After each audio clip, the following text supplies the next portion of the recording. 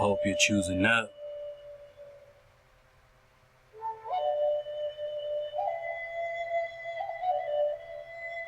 I hope that the Most High is calling you back home.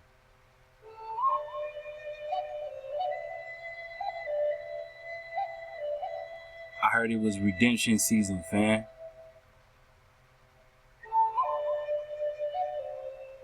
I heard we were in the time of remembrance.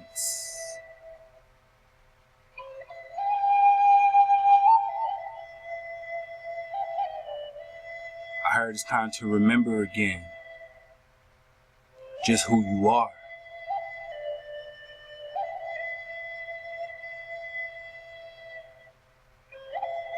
When you look around,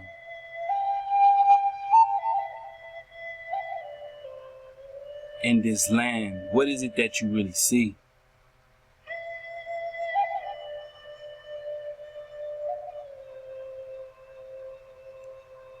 What is it that you really see?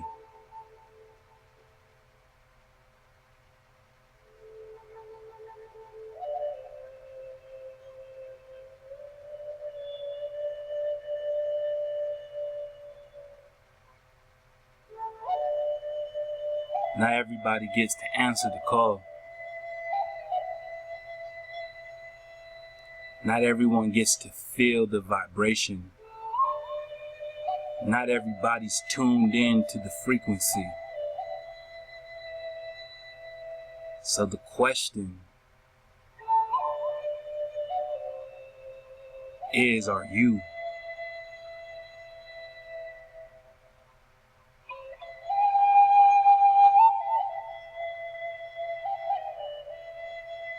Are you connecting back to the land? 'Cause I don't know, fam. I feel like the land's talking to me. I feel like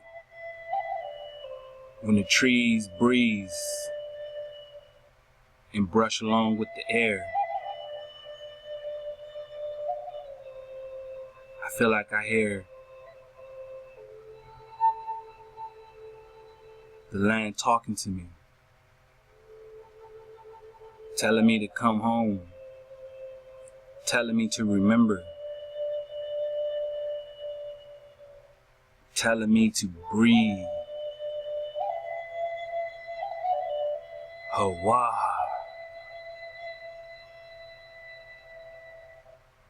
Reminding me of the moment.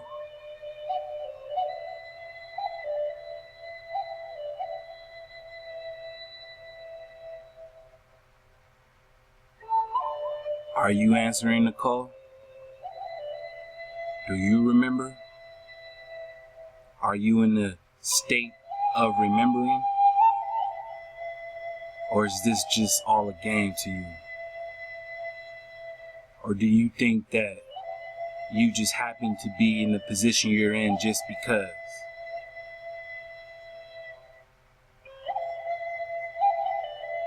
Who are you, so-called Negro?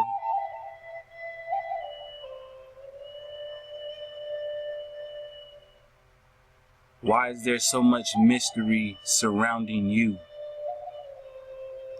Why do they wonder? Why do they wonder?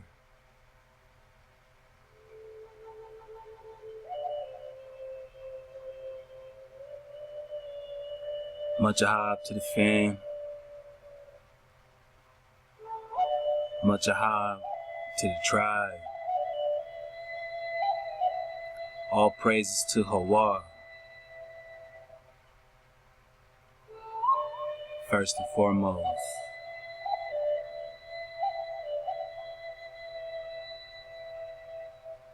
I hope everybody's doing well, fam. We got another presentation. We're about to get to it. If y'all don't mind, alright?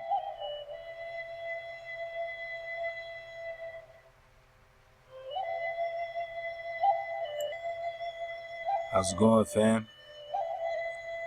I just wanted to start off a little different. just wanted to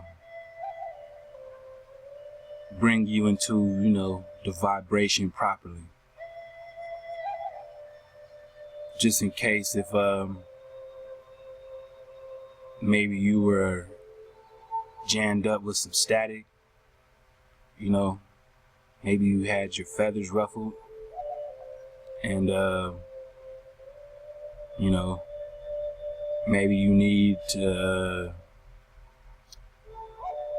adjust your mindset, right?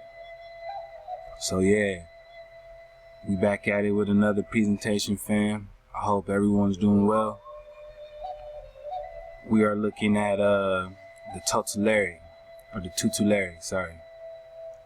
The tutelary, right? Being a guardian, right? Being a guardian or a guiding spirit, right? Used for protection and watching. Guardian, right? Tutelary, right? It also says daemon, a lesser god, right? A guiding spirit, right? Demon, lairs, right? Roman tutelary gods and household deities, worshipped in primitive cult rites, a word of unknown origin, protective of the state and the family. They could be potentially evil if offended, or potently evil if offended. Their shrine in the home was a larium. Alright? So, these tutelaries, right? Being, so said, guardian, protector, watching spirits, right? Lesser gods. Or those that, supposedly guide, right? Guardian. It says see tutor. So here we have tutor, right? Tutor says guardian or custodian, right? Guardian or private teacher. This is what you're used to, you know, hearing, right? You're used to hearing this, right? So you think. Now, custodian, right? For tutor, right?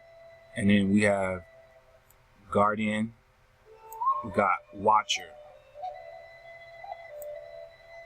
To watch over, to look at. A word of uncertain origin.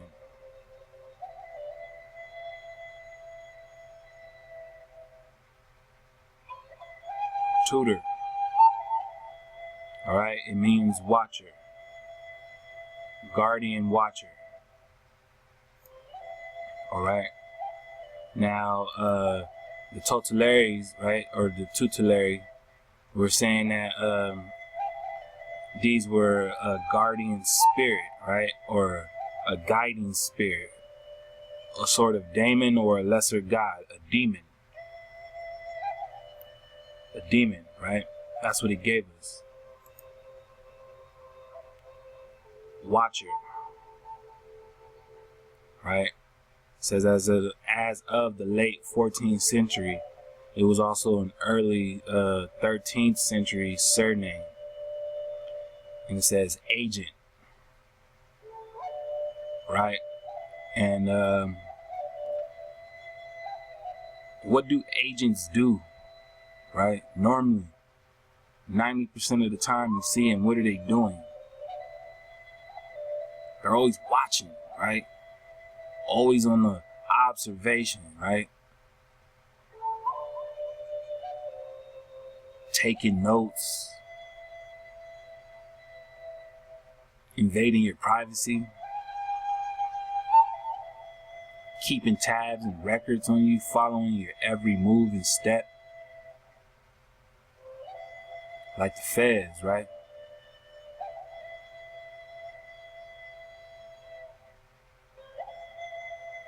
Yeah. I wonder where they got that from. Right? A bunch of spies, right? I spy a watcher. Are you an agent? I don't know. Let's choose up season. You gotta choose up, fam.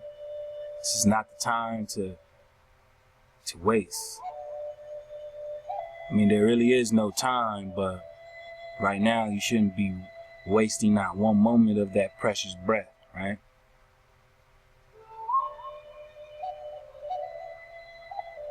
Watcher.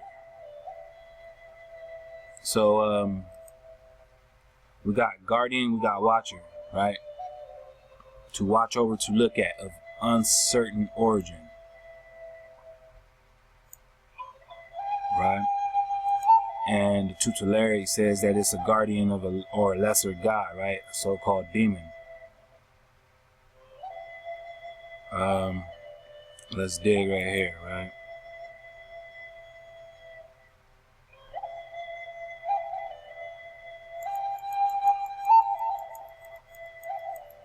Daniel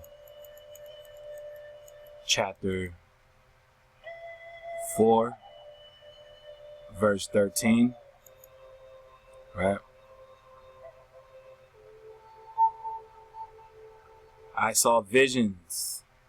I saw in the visions of my head upon my bed, and behold, a watcher, a holy one, came down from heaven.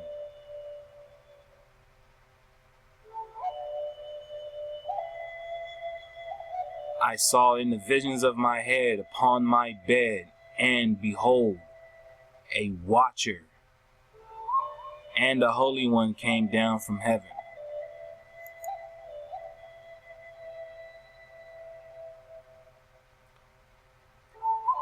Here, right? From a corresponding to age 5782. A watcher that is an angel as guardian, right? As in a guardian angel.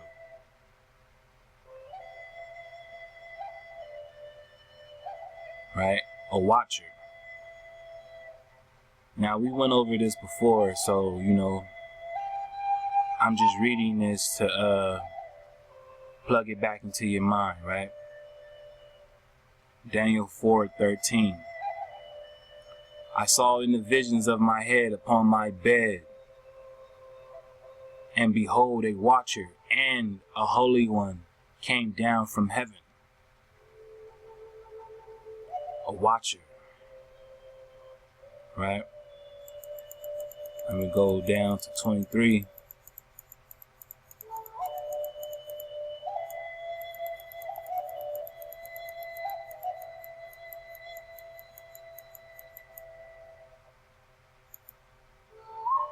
And whereas the king, Daniel 4:23.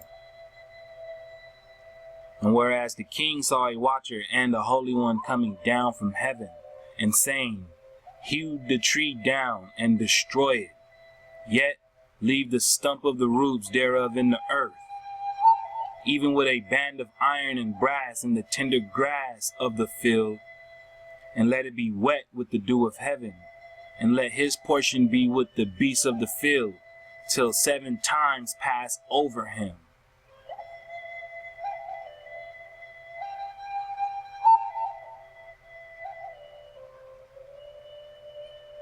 And whereas the king saw a watcher and the holy one coming down from heaven, and saying, hew the tree down and destroy it, yet leave the stump of the roots thereof in the earth, even with a band of iron and brass in the tender grass of the field, and let it be wet with the dew of heaven, and let his portion be with the beasts of the field, till 7 times pass over him. So we got watcher again. Same word. That is an angel, right? A guardian, a watcher. Now Daniel 4:23, he says that this angel came down from heaven, saying to hew down the tree, or to hew the tree down, right? And destroy it. Yet leave the stump of the roots thereof in the earth.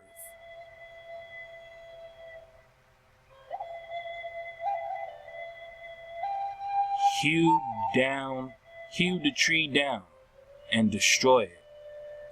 Alright? So we're talking about guardian angels. Those who have a specific task at guarding something, right? Who are also known to be a daemon or a demon, a lesser god guiding spirit. The Romans used them as so-called lairs, right? They were household deities, tutelary gods, worshipped in the primitive cult rites by these Romans, right?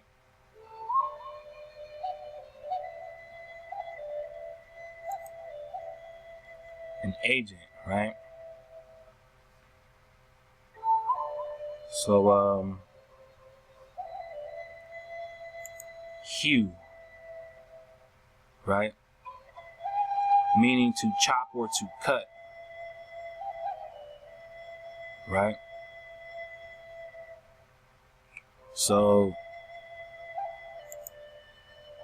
the watcher and the Holy One came down from heaven, and they said to cut or chop the tree down and destroy it, but leave the stump of the roots thereof in the earth. Alright? Now just keep that in mind, right? That we touched on this, okay?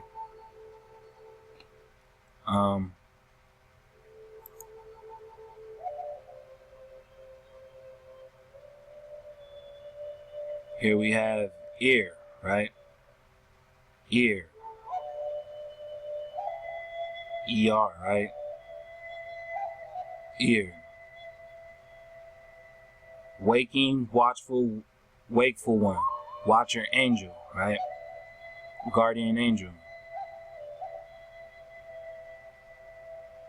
A guard, right? A watcher. A name of angels in the later Hebrew, right? From their guarding the souls of men. So these things are supposedly set to watch over the souls of men, and who knows other tasks, right? Ear, right? Ear. Now said to cut down the tree. Hew the tree down. Right? Tree. And in tree we have ear. Right? ER. So we see the referencing of a guardian angel and a tree at the same time, right? And they were instructed to cut down the tree but leave the stump, right? So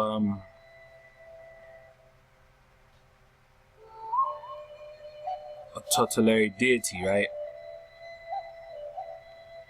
A tutelary or a tutelar is a deity or a spirit who is a guardian, patron, or protector of a particular place, geographic feature, person, lineage, nation, culture, or occupation.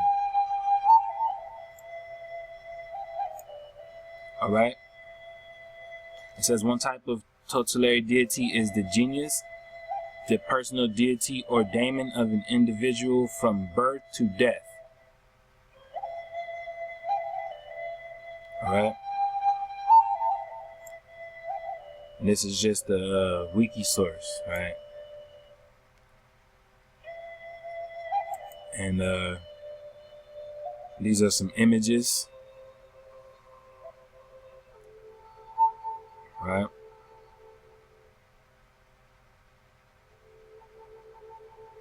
Of these guardian demons, right? Demons, these spirits, these said angels, right?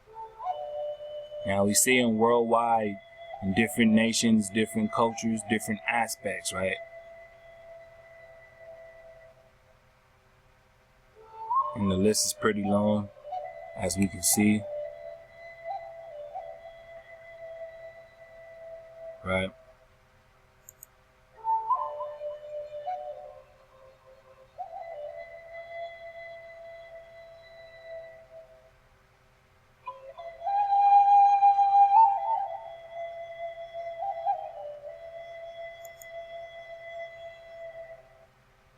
It's different kinds, right?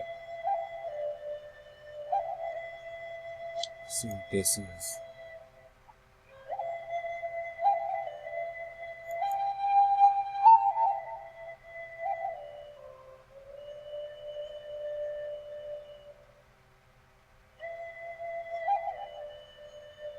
All right.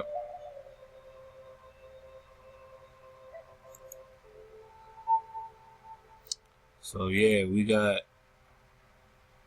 different examples, right, throughout various cultures of the world. So it seems like these are the things that the rest of the nations partake in, right? Obviously. You know, and it really trips me out, because there's all of this stuff, right, that people invest so much energy in. And it's all hijack, right? Of course. But my main question, fam, if all of this is all hijack, right? And various cultures and civilizations invest energy and time into this,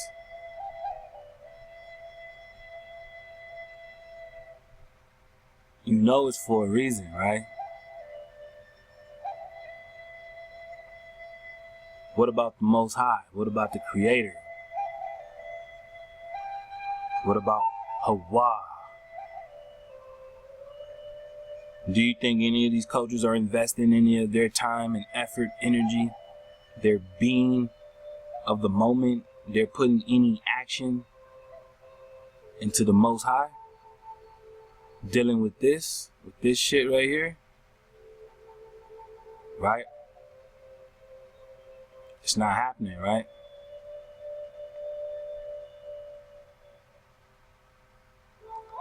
So, I want to share something with the fam. You probably already know, but I'm just wanting to highlight, right? This is the word or right? It says but the pronunciation is right? A primitive root, meaning mother or dam, right? Meaning mother, right? It says a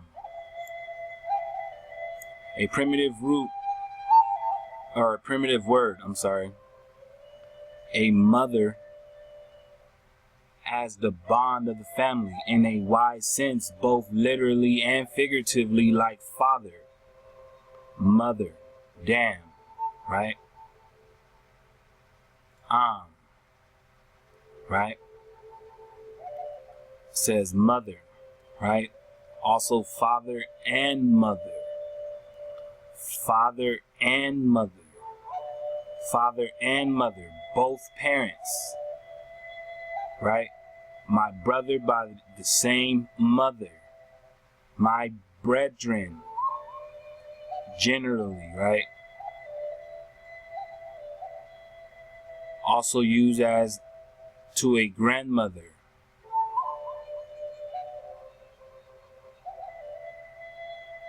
right? And many more. So, right? Now, this lettering right here, as it is, right,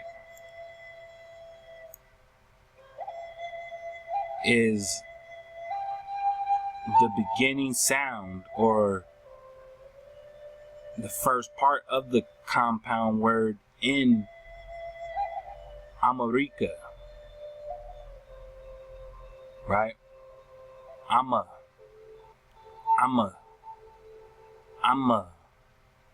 right? Ama, right? Ama, right? Your mother. So America. What are we really saying when we say America? I mean, you could say America, right? But what about America, right? Or Amuraka, right? Amuraka, right?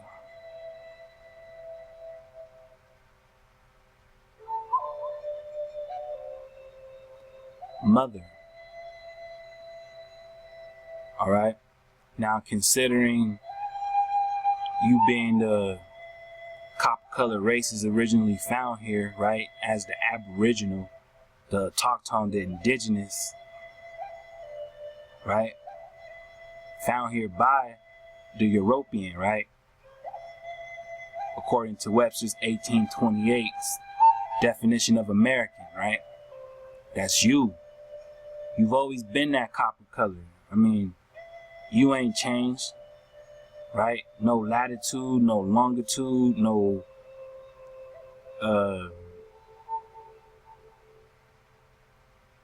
no weather variation. Right, fam? Like, you still the same, right? No matter what. And when we're talking about this Amaraka, right, or this America, Ama being the mother, right, is the base of that word. So let's tackle the second part, right? Let's touch on Rika, right? America, right? Rich, right? Strong, powerful, right? Great, mighty, right? Wealthy.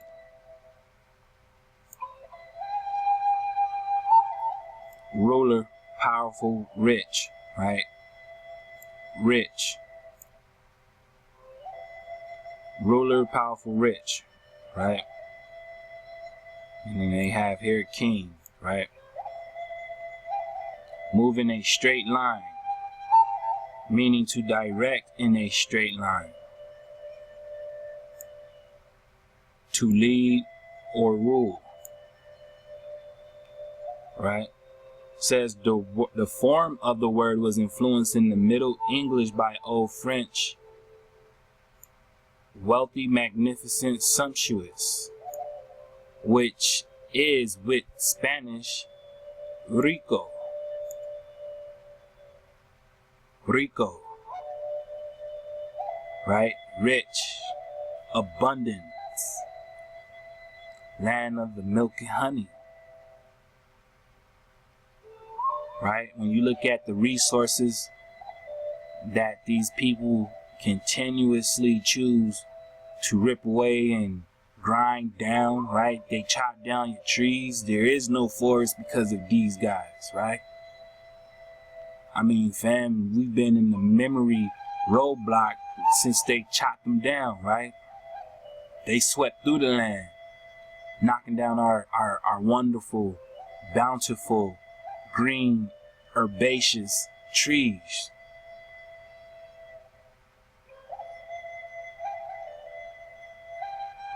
Right? I mean, that was like family, right? Because not too long after, they began to chop you down, right? They took away what was natural to you and gave you their version of society, right? And made themselves rich.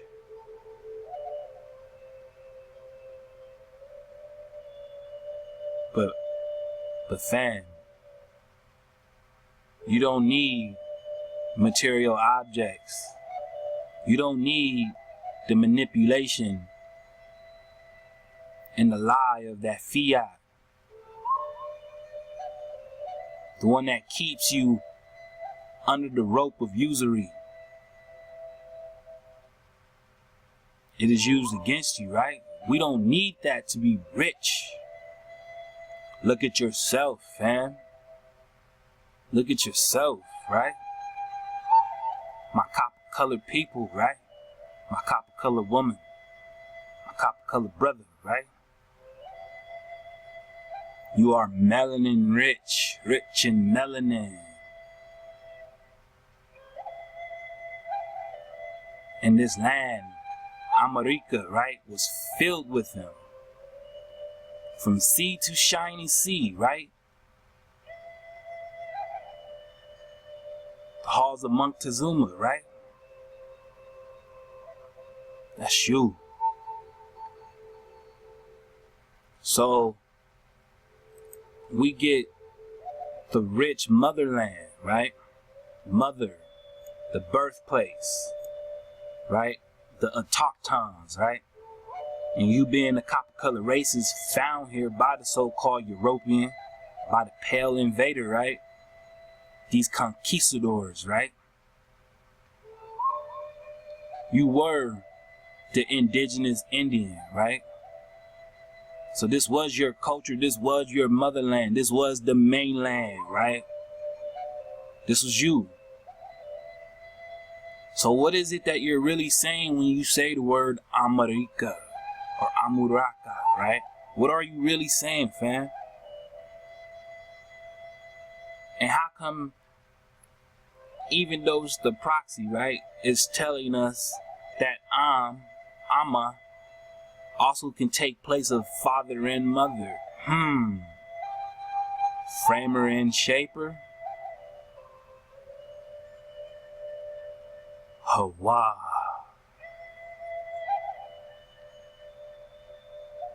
Alright. So we got rich, right? Rico, right? Rico. Rich. Abundant, right? But I know how y'all think, oh, what about Africa, right? So let's go. We're gonna go ahead and dig, right? Let's see what we get, right? Afri, right? Afri, singular of Afur, was a Latin name for the inhabitants of Africa, right? Africa, right? Referring in its widest sense to all the land south of the Mediterranean, also known as ancient Libya. Latin speakers at first used Afur as an adjective meaning of Africa. As a substantive, right? Or substantive, sorry. It denoted a native of Africa.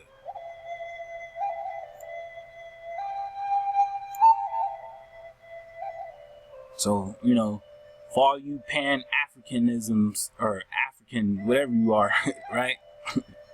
If you support the Pan-Africanism, are you sure you want to be referred to as an African? And for all my people caught up in this wash of being African, right? But American at the same time, right? Knowing that you have no historical or genealogical connection to the land other than the story that was given to you by TV and misinformative educational systems. Are you sure you want to be referred to as the term African? No disrespect to the indigenous peoples with their indigenous language and cultures who know they are more than this term African, right? But this is for those in America, in America, right? Who tried to force down our necks of the indigenous aboriginals, the autochtons, right? That we are of a descendancy of this Afur. And we're not. Not even close, fam. Not even in the etymology of the name. Hijack or without. The ultimate etymology of the term for the country remains uncertain. It may derive from a Punic term for an indigenous population of the area surrounding Carthage. The name is usually connected with Phoenician afar, dust. But a 1981 hypothesis has asserted that it stems from the Berber Ifri, plural Ifran, meaning cave, in reference to cave dwellers.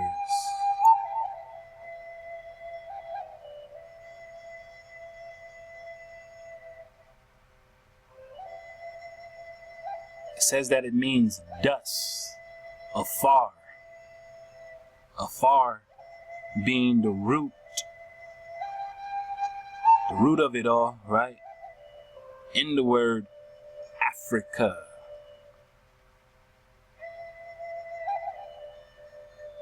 And they gave you two different languages, right? The ancient Phoenician, right? Afar, and then the ancient Berber, the Ifri, being cave. So you either are of dust or you're from a cave, right? Using this term Africa, right? Or a fur, right?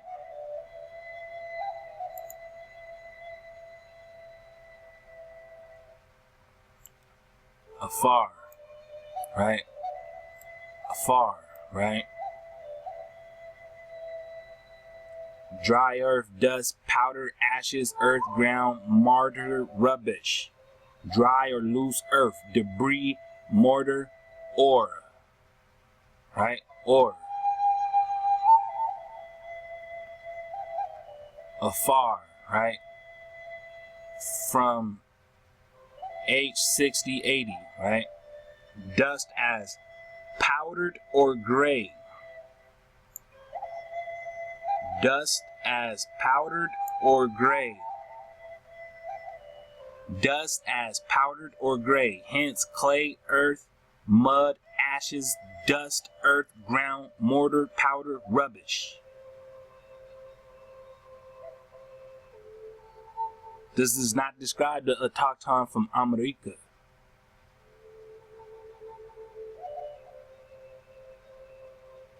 Not one bit. Right? Dust, Afar, afar, Afra. Right? Dust.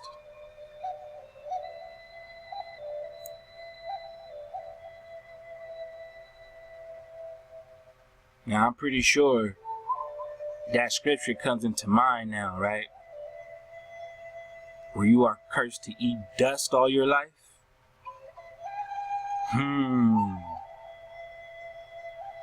I don't know, fam. I'm starting to feel all kind of drop kick in, right? If you vibing, you know, I'm sure you are too, right? So I know how people get mad at the wave, right? Even though the water supposedly is your culture, right? They get mad at the wave, right? Afar. Alright? Let's check out dust. Right? Dust.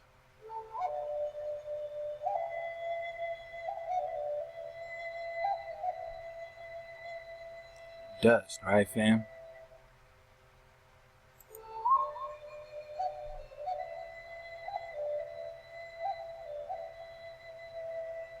Sand.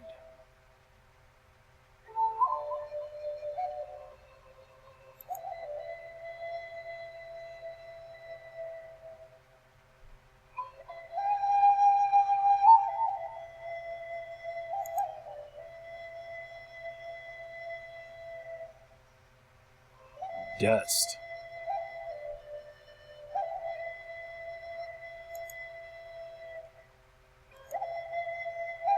Alright, so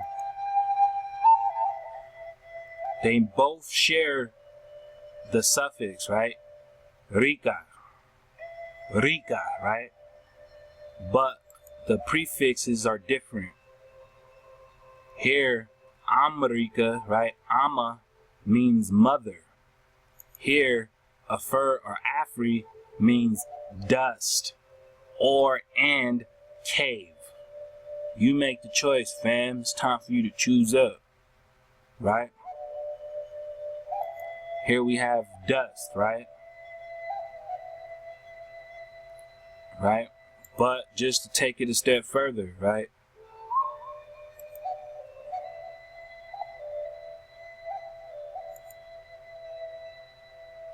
So I know how the fam is, right? Constantly thinking, right? Constantly comparing, right? Always comparing, right? I gotta ask you guys,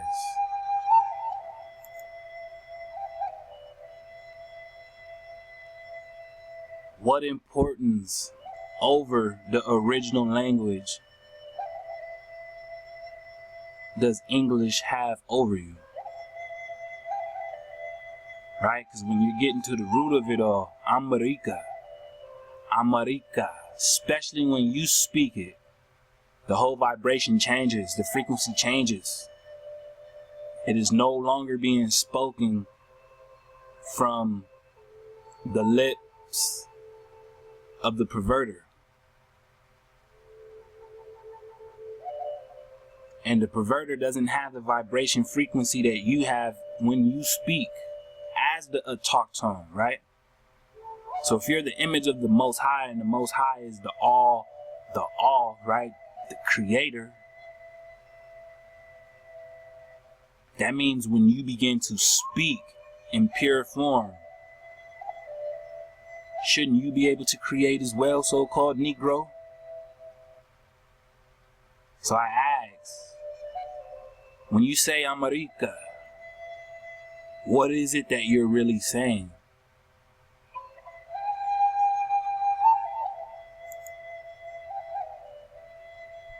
Here we have Adamah, right? Adamah, right? Adamah means earth, ground, country, husbandman, husbandry, lands, ground, land, ground as in generally tilled, yielding sustenance, piece of ground, a specific plot of land, earth, substance for building or constructing, ground as earth's visible surface, land, territory, country, whole inhabited earth. Adamah. Now, what I see here is soil. From its general redness, the country, earth, ground, right? Land. Husbandman, land, right? Here we had dust, powder, ashes, mortar, rubbish, debris, aura, ores. Somebody get back to me on something having ore-like substances built into them, if you know what I mean, right? Because this is hint right here, family, right? This is drop right here, right? Because we're getting in specifics between the so-called different natives, right? Adamah, the earth, right? Right? They say, supposedly the dust which mourners put upon their heads, right? The ground, which is tilled, filled, right? Land, region, country. The earth, right? The soil It gave us soil. Life can grow in soil, right? Life does not grow in dust, in powder, in rubbish, or in debris. Ashes,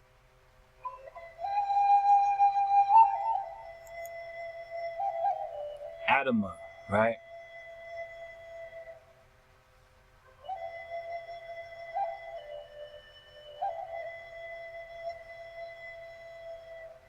So, let's look at this, right?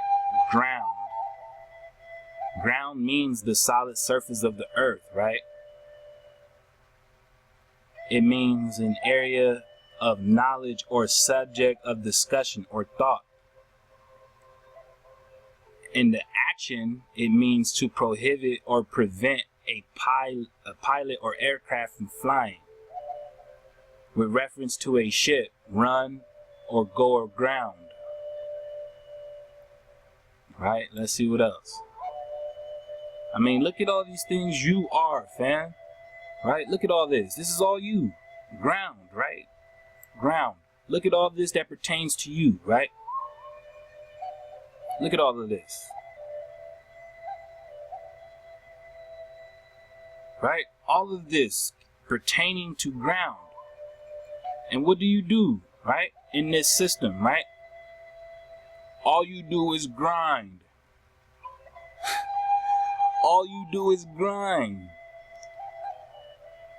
So-called Negro, right?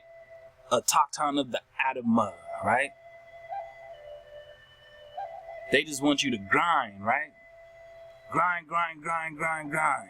Every song you hear, get on your grind, right? Your grind, grind, grind. You don't hear this brainwash? They know who you are, right? We're talking about Adamah, right? We're talking about of the ground, right? Of the soil, right? The autochthon. To be a autochthonous, right?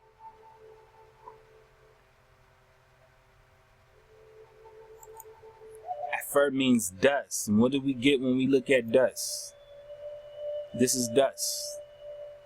Dust. Sand. Dust. Sand. Right?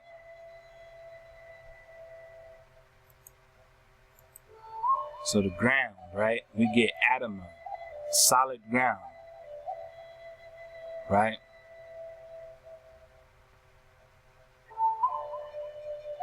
Earth, right? And I wouldn't even say earth, knowing what we knowing about the so-called Sumerians, right? Earth, right? Adamah. So come back and dig on ground, right? And see that all that applies to ground. And it's crazy because it even has a term in aviation, right? Which would be flying, grounding. Go figure, fam. Right? Get your dig on.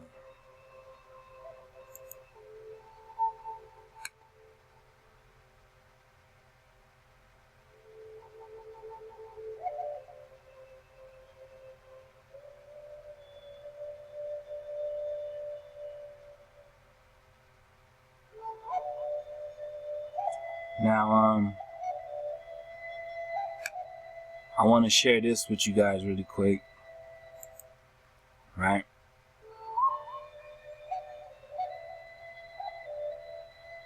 So I want to show you guys something.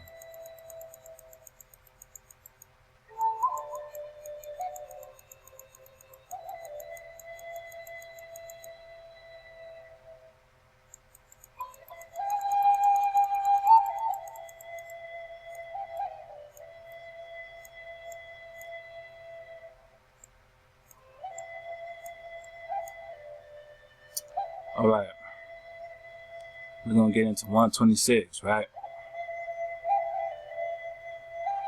It's Genesis 126, right? And God said, "Let us make man in our image, after our likeness, and let him have dominion over the fish of the sea, and over the fowl of the air, and over the cattle, and over all the earth, and every creeping thing that creepeth upon the earth.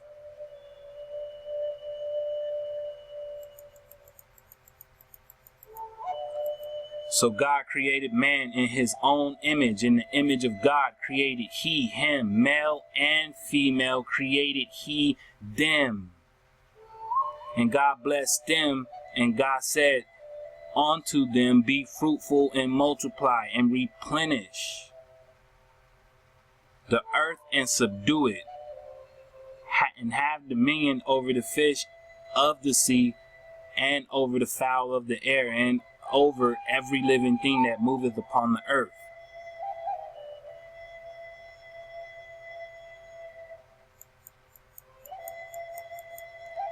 And God said, behold, I have given you every herb bearing seed which is upon the face of all the earth, and every tree in the which is the fruit of a tree yielding seed, that to you it shall be for meat.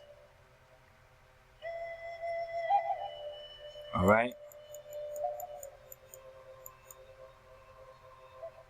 Man. Right. Man. Right. We already have what? The word Adam. Right. Adam. Right. Ruddy. That is so-called human being, an individual, the species. Right. Mankind. Right. The man. Right. Now, if you notice, man already means Adam, right? It already means that, right? And it said that he created him male and female. So let's check out female, right? Now, they have this term right here, right? Nike Aba, right? Now, I thought I came across research on this word upon a time, and it led me to beast. Okay, so I feel like without studying these words in proper context as they're told, you won't be able to see certain hijacks, right? So they chose to use this word and not this word, right? Female, right? Isha, right? Or Asha, Ashana, right? Let's check, right?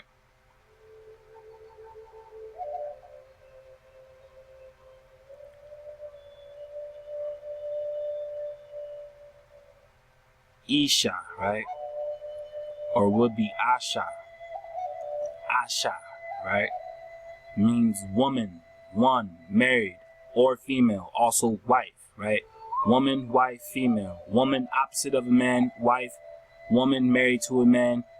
It says here, female of animals.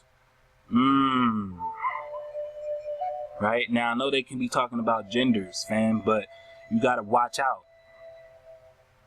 Because the hijack implemented and added themselves on into your ancestral scriptures, right? Your sacred writings, right? Your set apart, your set apart writings, right? Passed down from your ancestors, right?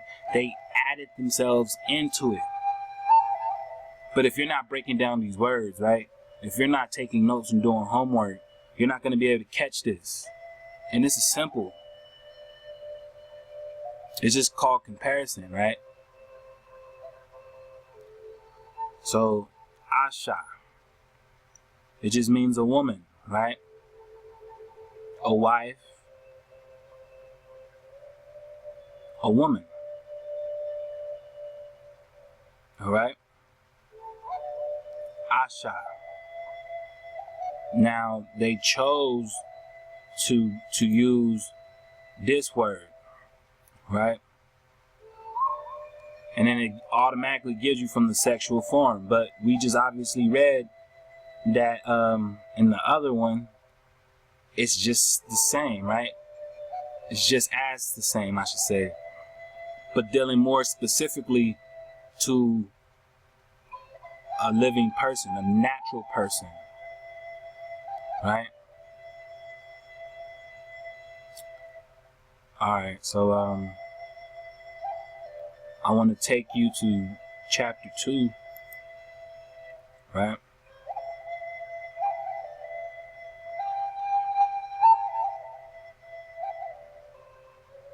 And it says, these are the generations of the heavens, of the earth when they were created, in the day that the Most High God, Hawa, made the earth and the heavens, and every plant of the field before it was in the earth, and every herb of the field before it grew.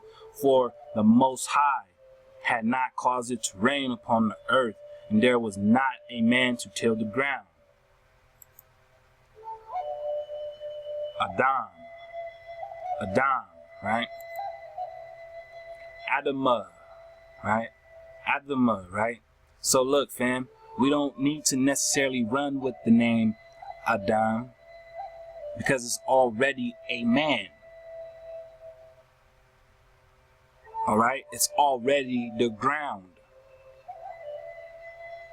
But see, I'm gonna show you guys what they did, right? They chose to take a specific person and give him the name of the land, right? And when they did that, it created separation, right? Because if we can already see, he's already a part of the earth, right? He is the ground itself. So you as the autochthon are the ground. You are Adamah, right? You are Adam. You don't need a name, a title to put you in a box. All right? Get out of that. Get out of that mindset, right? Now, we use these things for references, right? For starter points, right? But don't get caught in the hijack. But there went up a mist from the earth and watered the whole face of the ground. So Adam again, right? Adamah. And the Most High formed man, Adam, right? And then here it goes, right? It says of the dust. Now look at it. It says as powdered or gray. See the hijack? Right? This is not the same as this.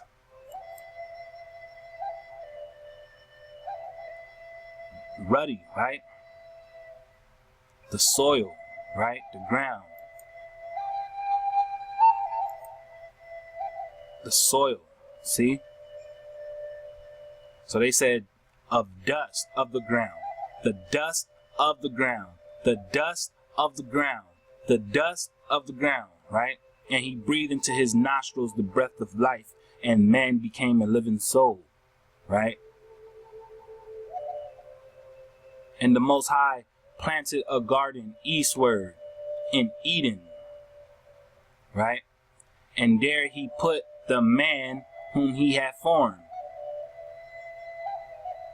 And out of the ground made the Most High to grow every tree that is pleasant to the sight and good for food, the tree of life, also in the midst of the garden, and the tree of knowledge of good and evil.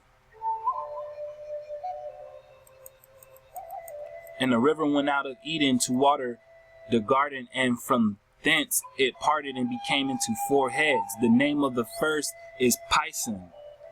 That is it which compasseth the whole land of Havilah, where there is gold.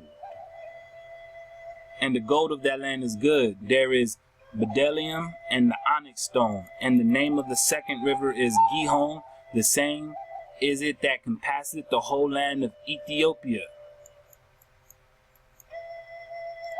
And the name of the third river is Hiddekel, right?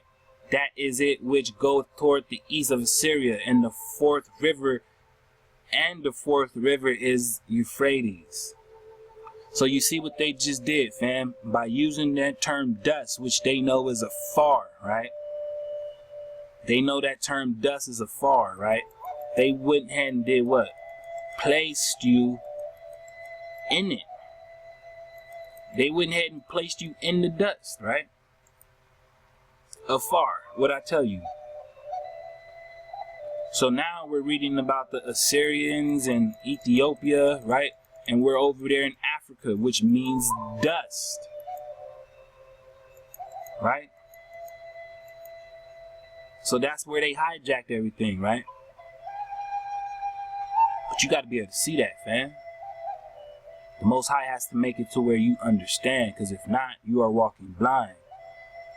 And there's nothing no one can do for you about that. That's how you have to walk according to the Creator, right? And the Most High took the man and put him into the Garden of Eden to dress it and to keep it. And the Most High commanded that the man, saying, of every tree of the garden thou mayest freely eat,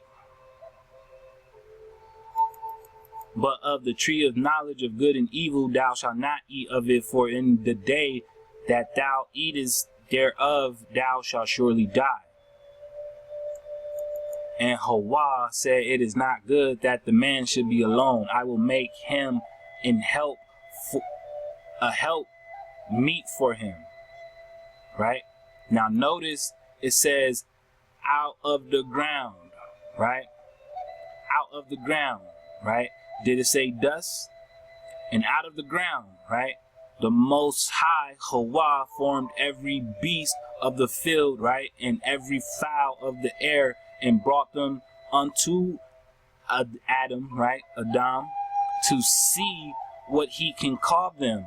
And whatsoever Adam called every living creature, that was the name thereof. You see how we just got to Adam now? At first he was a man, right? He was a man. All of a sudden, he has a capital A in his name, right? Now, when we're at man, this is already Adam. Who the fuck is this? Right? Now we see it, right? Adam, right? The same as this, but the name of the first man, also a place of Palestine. What is going on, fam? That's your hijack, alright?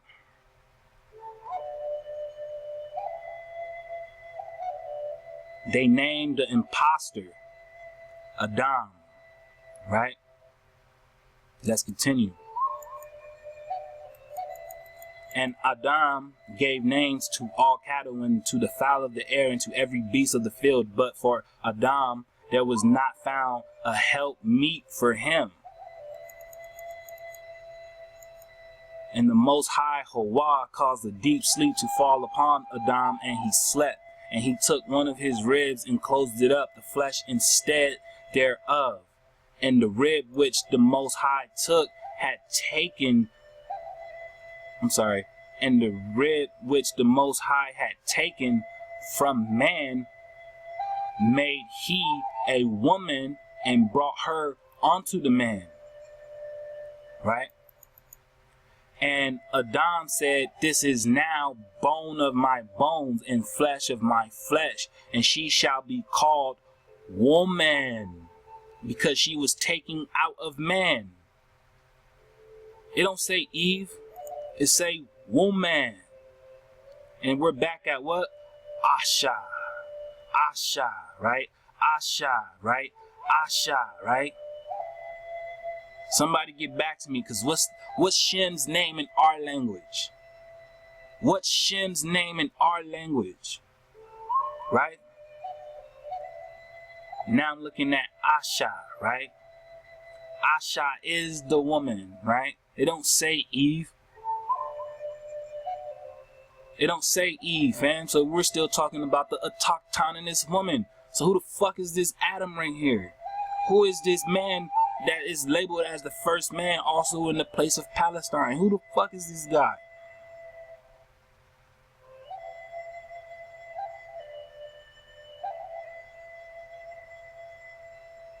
That's your hijack, alright? And the reason why I'm saying it that like that, fam, because you're not getting melanin rich folk from dust. Alright? You're not getting the copper-colored races from dust, fam. The copper-colored races come from the soil, right? That was in that land that Hawa had established.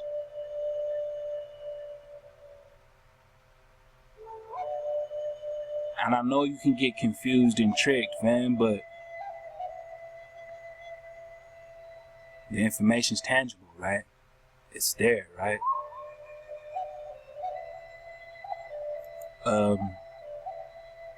Asha, right? Now we're back at the Asha. So yeah, I just wanted to point that out, right? The differences in Adamah, Adam, right? That is ruddy, right?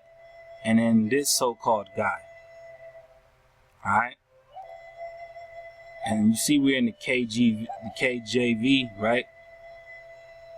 It says woman, right? I don't see an Eve. Asha, right? So let's carry on, right? Now, being of the ground, right? Being of that soil, you already are a descendant of Adamah, right? Adam. You already are that. You didn't need a physical title, right?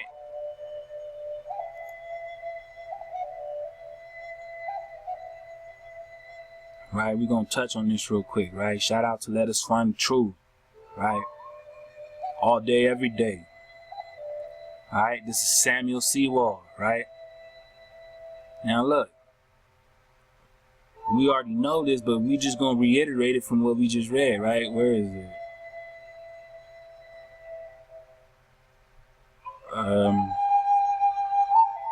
Right here, right? It says there is such a disparity in their conditions, color, hair that they can never embody with us and grow up into orderly families to the peopling of the land. Although holding such segregationist views, he maintained that these Ethiopians, as black as they are, seeing they are the sons and daughters of the first Adam, the first Adam, right? The first. The brethren and sisters of the last Adam, meaning Jesus Christ and the offspring of God, they ought to be treated with respect and agreeable, right?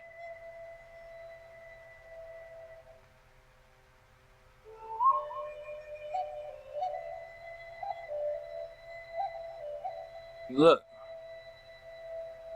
So they created a new Adam.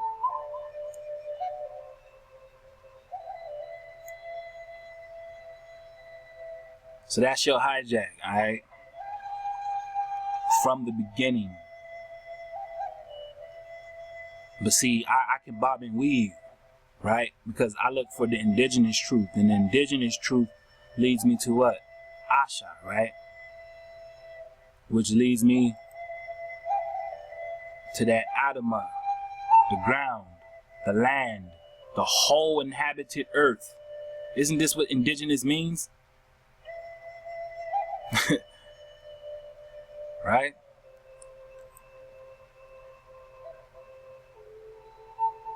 Now he said Ethiopians, right? And I was watching something where they said that Ethiopia was never in Africa. It was actually in India, right?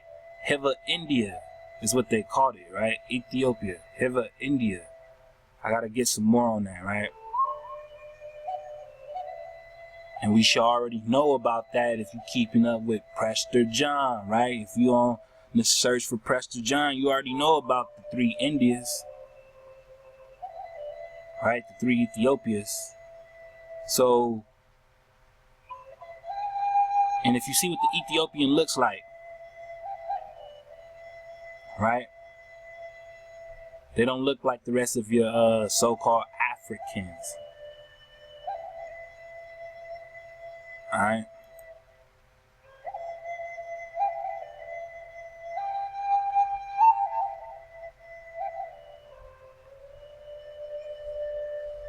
While this loads up, I hope the family's doing well. I hope everybody's doing well. I'm just vibing with you, putting things in perspective, right? Now they want to say the father of all men, but I mean, we already know that's a joke, right?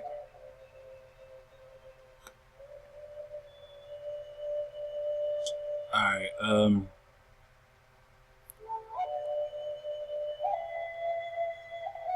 it says that Albert Perry, right, carried a secret in his DNA, a Y chromosome so distinctive that it reveals new information about the origin of our species.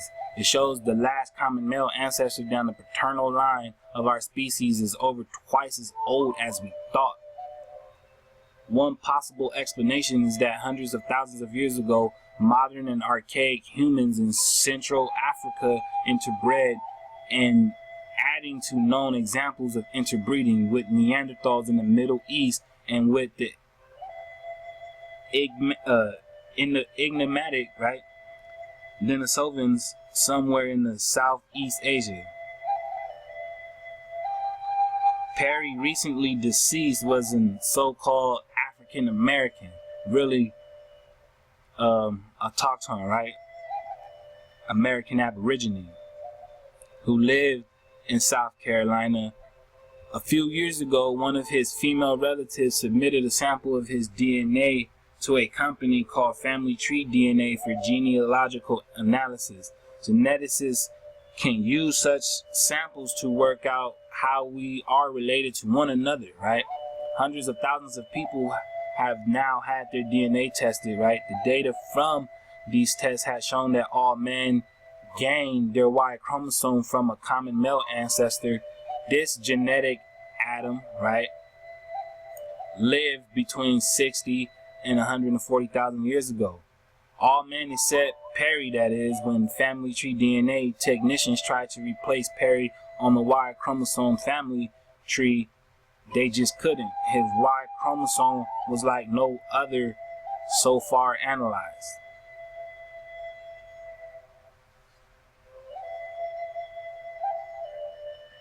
It says here, right, that Perry did not descend from the genetic Adam, right? So this genetic Adam that they claim they have a body of, right? They're saying that this guy does not connect to that. So is this Adam figure that they're talking about, this archaic person, right, of Central Africa that was intermixed with? Is this the shit that they're talking about?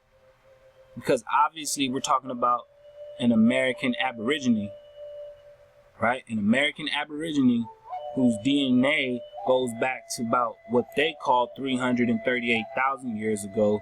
And we know he is of the ground, the soil, so that makes him a descendant of Adamah, right? But he does not trace his genetics back to a genetic Adam.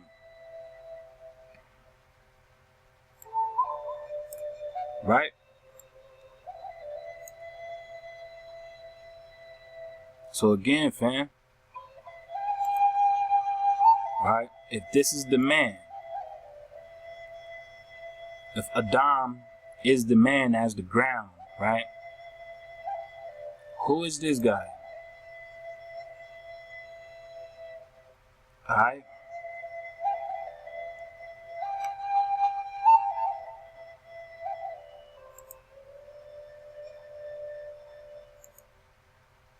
Now, since we're digging, right, on this tutelary, right, I put in tutelary gods of South America, right, and this is what I got, right.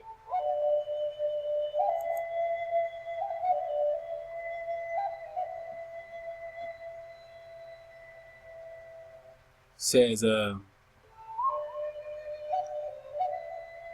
T, right?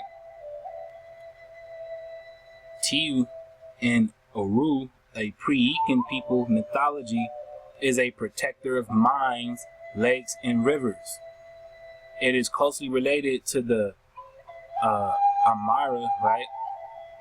Deity of the Ankanchu,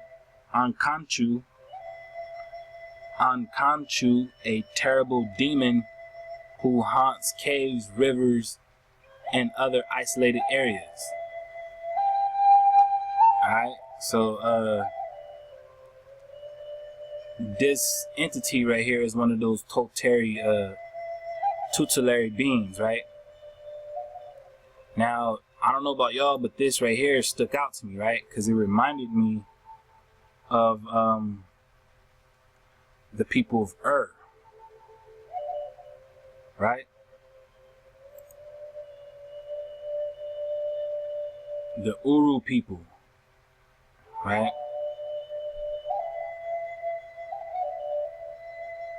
It says that they are a people of Peru, right?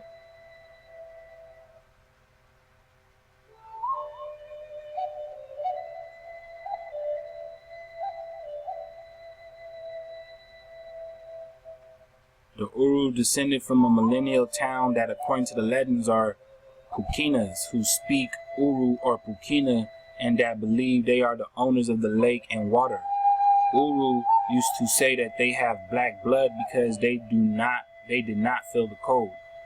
Also called themselves Lupahakis, sons of the sun. Right? Nowadays, Uru do not speak the Uru language nor practice their old beliefs, but keep some old customs.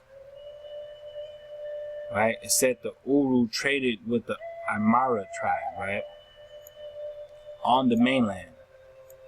And they intermarried with them. Right? Eventually abandoning their Uru language for that of the Amara. Right? The Uru. Now this sounds like to me. The Uru people, right?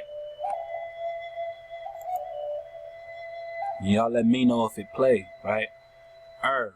Straight up, right? Was a city in the region of Sumer, southern Mesopotamia, in what is modern-day Iraq. According to the biblical tradition, the city is named after the man who founded the first settlement there, though this has been disputed. And that's what I meant earlier by earth, right? Supposedly the word or earth comes from this, right? So, yeah, fam, this sounds like the people. And that would make these folks right here the Sumerians, right? Supposedly. So sad, right?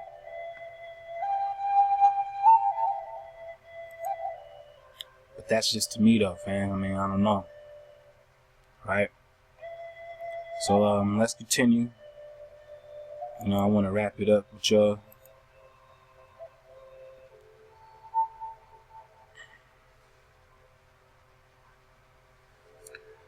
Now, I wanted to dig on divine language, right? Because I wanted to touch on this, on this Adam, right? Now, it said that he placed him in a garden, right? Now, I want you guys to keep in mind, we're already dealing with Adam, right? Adam. First as the man that was created from the ground, right?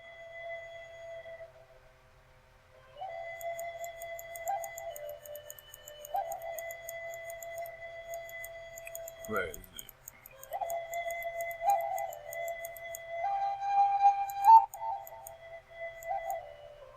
Right here, right?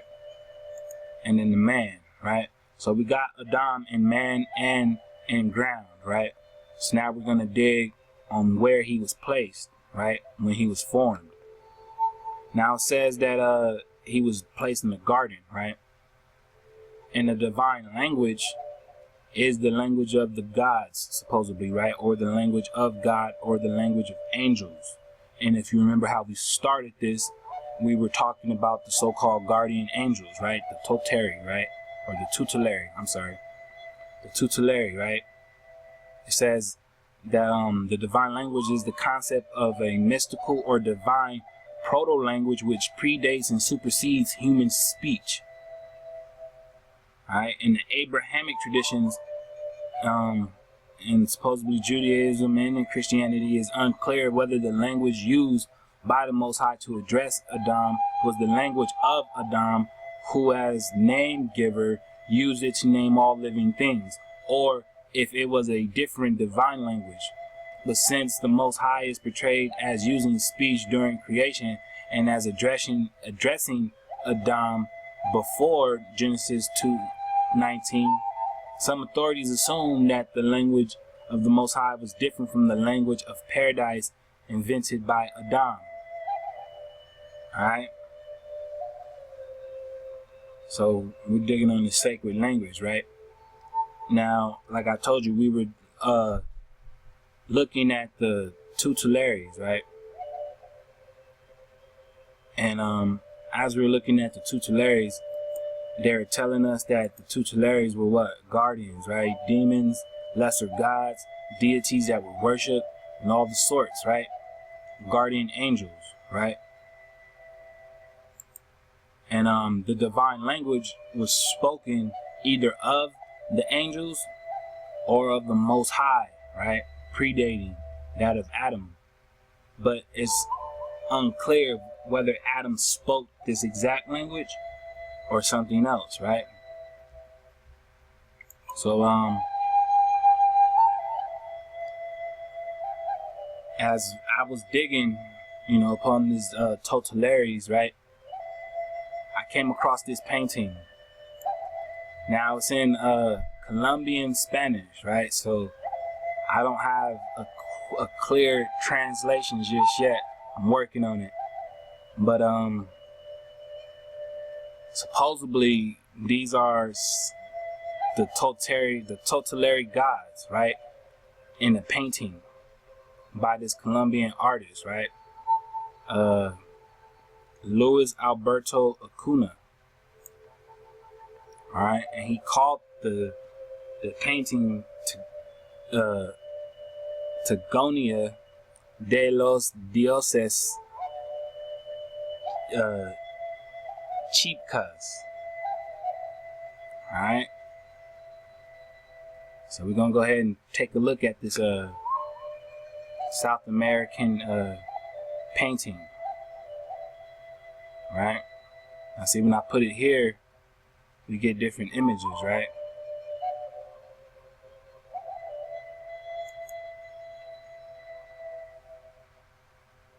One of them being such as these, right? Now this stood out to me, fam, because I was like, whoa, right? It was different.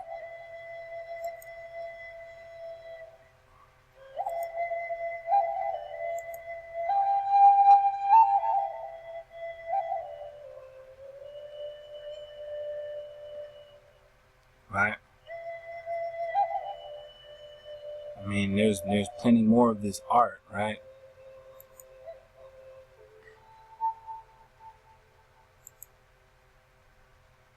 Now check this out, right?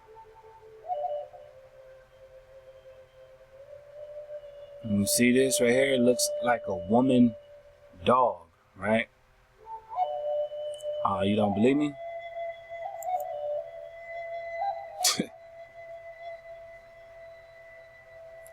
So, I mean, I saw this, right, fam? And I'm like, what's going on, right?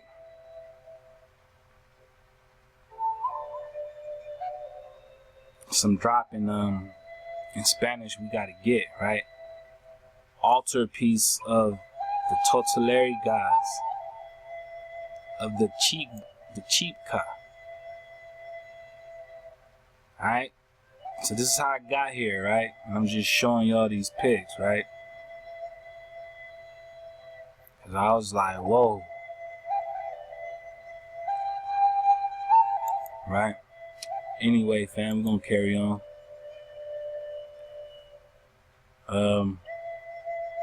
Sorry. This is Tiwanaku.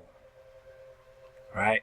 Now, the deity was named what?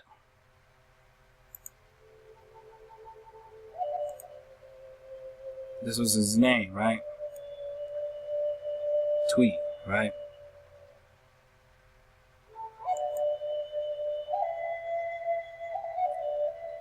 Tiwanaku, right?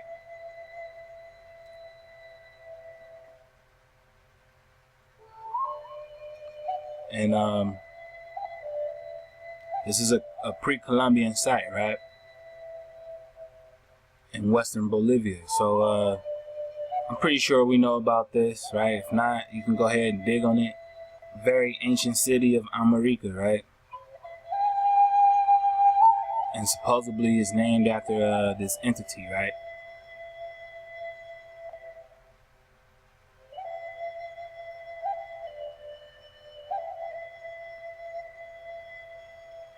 And you see how they have the gateway of the sun, right? The sun, all the sun stuff, right? It's kind of hard to say because the Spanish interpreters themselves came from Spain, right? And we know what we know about the Moors and Moab, right? So it's kind of hard to say because these Spanish themselves have a fixation on, you know, these Moabite gods, themselves. But as we can see, especially if we're talking about the so-called Uru people, right, who were the people of Ur, if we can line the indigenous truth according to biblical documentation, right, this would be what? Ancient Sumeria, right, in America, right? Let's continue. Here we have the tumbaga, right? Tumbaga is the name for a non-specific alloy of gold and copper given by Spanish conquistadors to metals composed of these elements found in widespread use in pre-Columbian Mesoamerica and South America. Here goes the gold they was looking for, right? All your gold, so-called Negro, right? Tumbaga is an alloy composed mostly of gold and copper. It has a significantly lower melting point than gold or copper alone. It is harder than copper but maintains malleability after being pounded.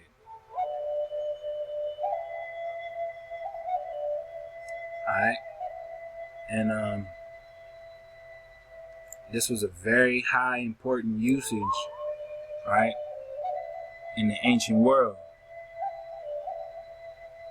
Alright, so you see why they were so keyed in on that gold, right? Shout out to the fam, right?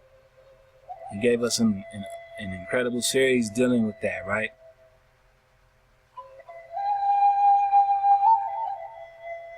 We're gonna see how this. Alright, fam, so here we have the Amara, right? Or at least that's what it looks like, how it's said, right? The Amara.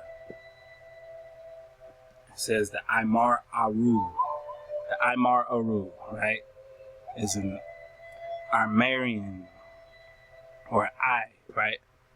Aymarian language spoken by the Aymara peoples of the Andes, right?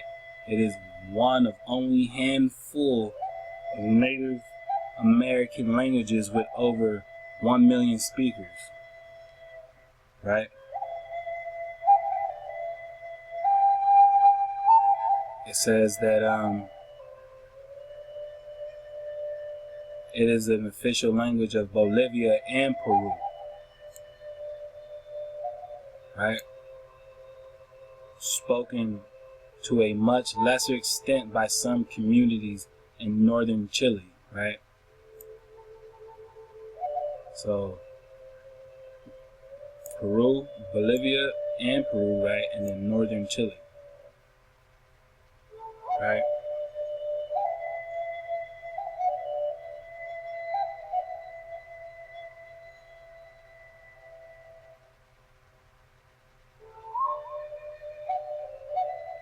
It says the etnym Amara may be ultimately derived from the name of some group occupying the southern part of what is now the Quechua, right? Or yeah, the Quechua, sorry, the Quechua speaking area of the Apumaric, right? Regardless, the use of the word Aymara as a label for this people was standard practice as of early 1567, right? As evident from Garcia Diaz de San Miguel's report of his inspection of the province of Chuquito, right? It says he uses the term Aramares to refer to the people. It says the language was then called Koya, right? It is believed that Koya was the name of an Aymara nation at the time of conquest and later was the southernmost region of the Inca Empire, Koyasuyu, right? However, Corón Palomino disputes this claim and asserts that the Koya were in fact Wakuna speakers who were the rulers of Tiwanaku, the 1st and 3rd centuries. Alright? And they said that Aymara basically referred, or it had a language that was referred to the language of the Koya, right? The Koya. And it said that the suggestion of the name, right, comes from the word Hawa, right? Hawa, right? Ha, right? Yeah. But we know Hawa, right? Hawa, right? It means ancient. Amara, year time, right? So the name comes from what? Ancient time of the year. That's what they're saying. What they're trying to say. Haya, right? Or Hawa, right? Hawamara, right? The Hawamara. The Hawamara. That was their name, right?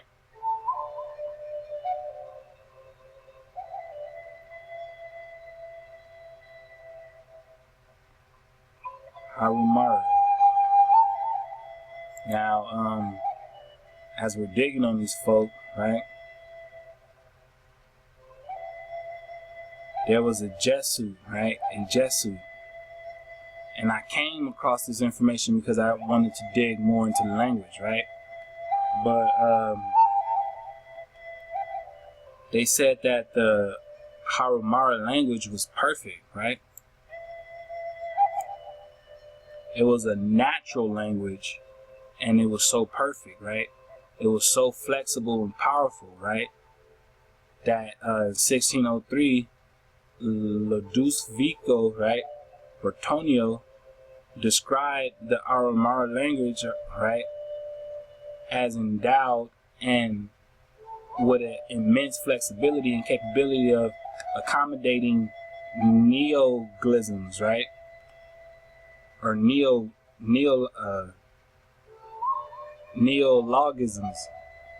particularly adapted to the expression of abstract concepts so much so as to raise a suspicion that it was an artificial invention, right?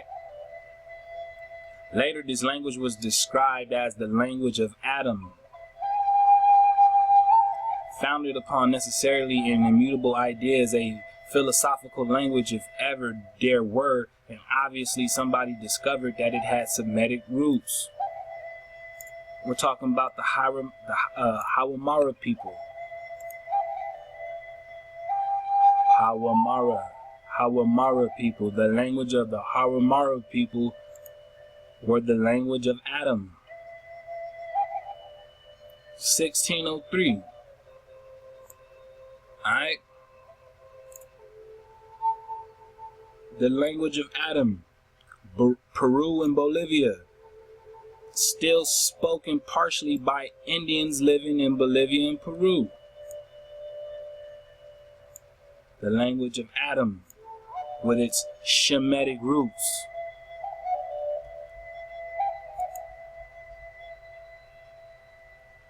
Alright? The language of Adam.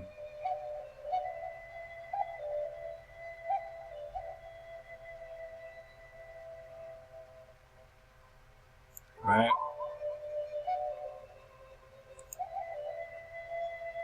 I'm gonna leave these links up for y'all, right? The language of Adam.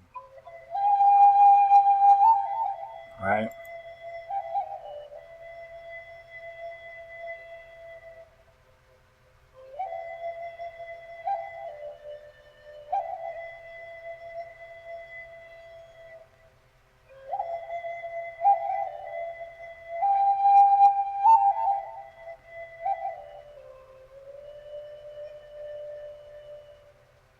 Now, there's a lot to read, right? But I'll let y'all do some digging, right?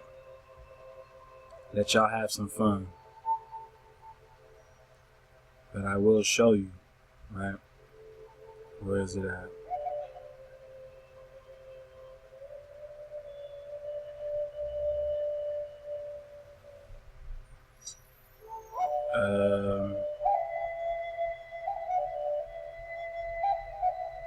Right here. Right. His only essay to be published was The Language of Adam.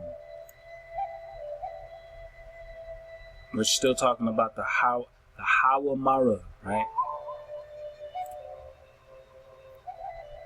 The language of Adam. Amara people. Right? The language of Adam.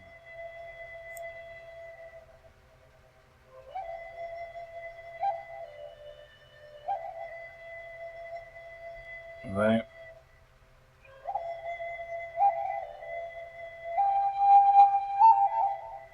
My bad, family. Hold on real quick. Hold up. So yeah, we see, right, that they keep referring to the language of Adam, right? And then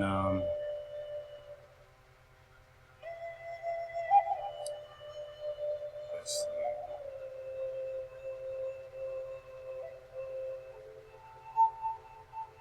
Even right here, right?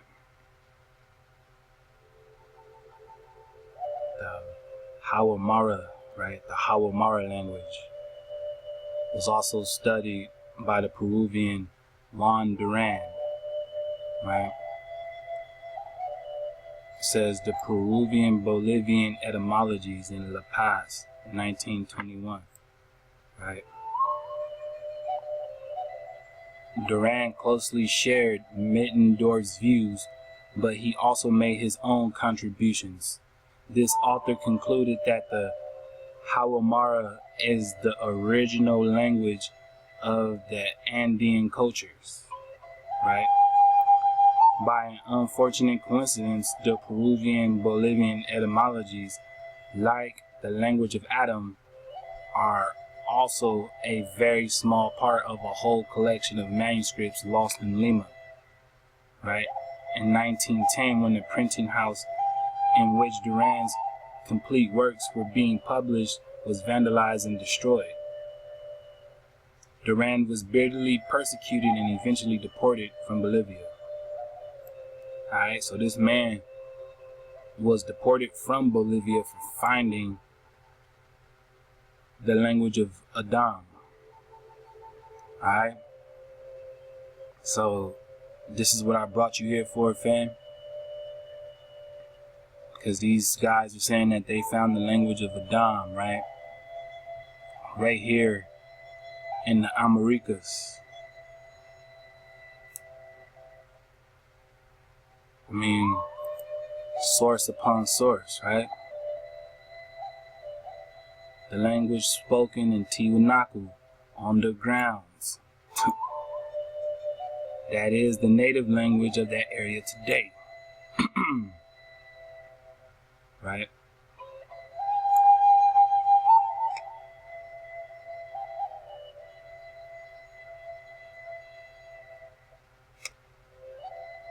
The haki, right, means human, right? Just to check that out, right?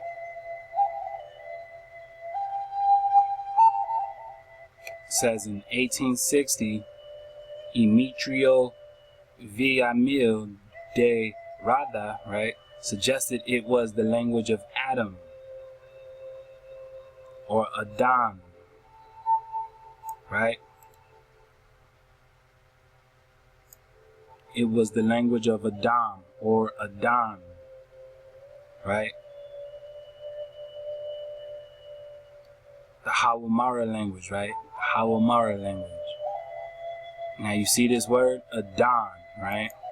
You see it's the language of Adam. But look, Adan, right? Now check this out. When we go here, we get Eden, right? But the pronunciation is Adan, right?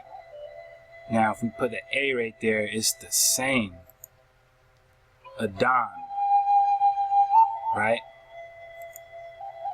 Adan. So, by me saying this, right, Adan or Eden is the land of Adam. Not only is it a garden, but it's the land of Adam, right? The entire land of Adam, right? It says right here, Adan, see? Adan, right? Adan, the region of Adam's home, right?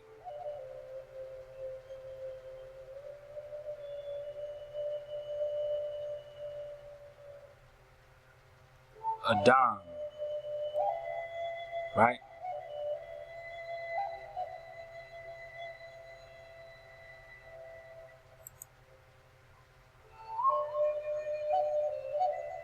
And see, I was able to get this from a totally different language. So fam, my best advice would be to get out of English.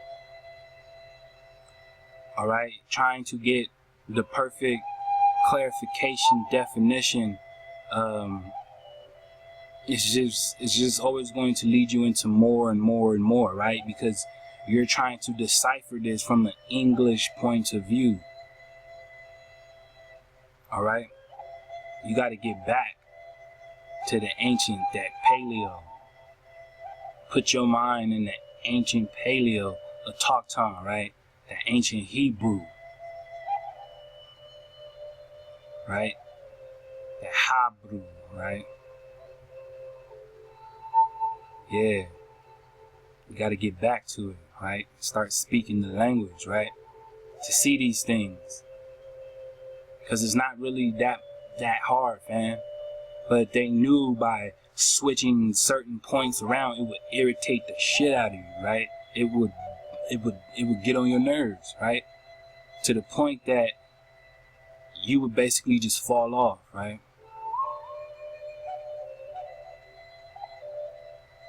But not us. See,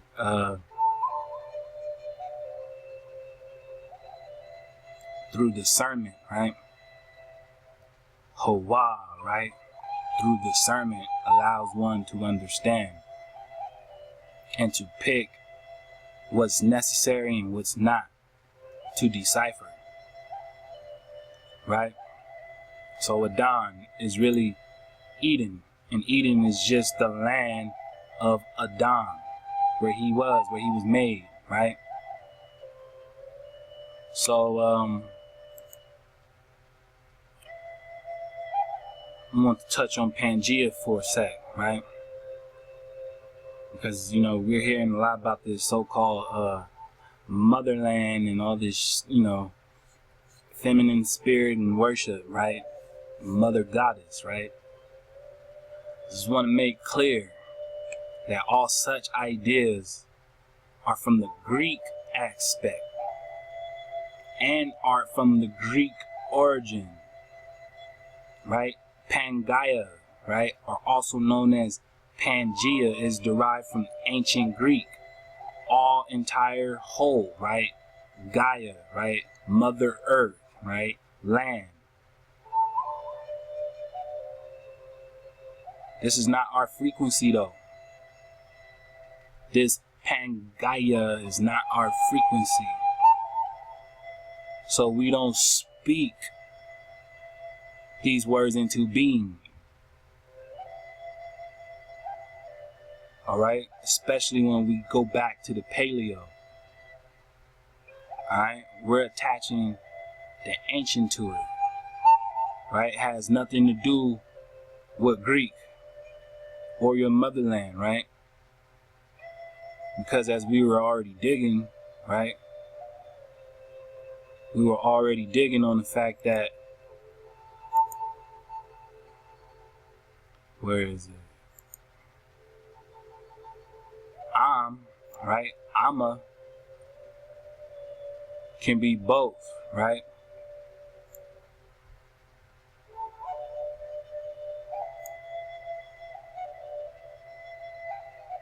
Father and mother, right? And being from America, right? Being the autochtons, right? The aboriginal indigenous, right? So-called Negro, right? So-called Indian, right? We knew we were brethren. We knew we were from the same mother, the same father, the same framer, the same shaper. We were part of that quiche, right? That ancient quiche, right? You don't think them Indios knew? You know, my research dealing with the Seminole, right? The Yuchi, right? They knew the breath maker. Hawa. They knew the breath maker. Hawa. They knew. Alright? So this attachment to this land and the maker of the breath, right? The land that we owe our inheritance to, right? Our heritage to, right? This is our birthplace, right? Of all of our mothers, right? Not this. I don't hear us saying the all, the whole, the entire, as in the world. When we speak on the whole, we're talking about the frequency. I mean, come on, you gotta be studying drop, right? You have to be looking at the water, right? When it's in that 432, right? So when we choose up, we get clarity, right? Now, this is totem. A totem is a spirit being, right? A sacred object or symbol that serves as an emblem of a group of people, such as a family, clan, lineage, or tribe. It sounds exactly like the Totems, right?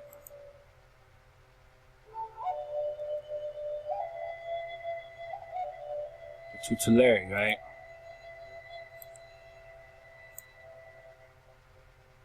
So this is a deity, right? And this is a deity, right? A spirit being, sacred object, right? says that belief in the tutelary spirits and deities is not limited to the indigenous peoples of America, but common to a number of cultures worldwide, such as Africa, Arabia, Asia, Australia, Europa, and the Arctic. So again, right, we see that not only is it here, right, but it's everywhere. So let's dig on this, right, on this totem, right, because we know about the totem poles in Mexico, right, right, the totem poles of the Toltec, right, the Tolteca, right.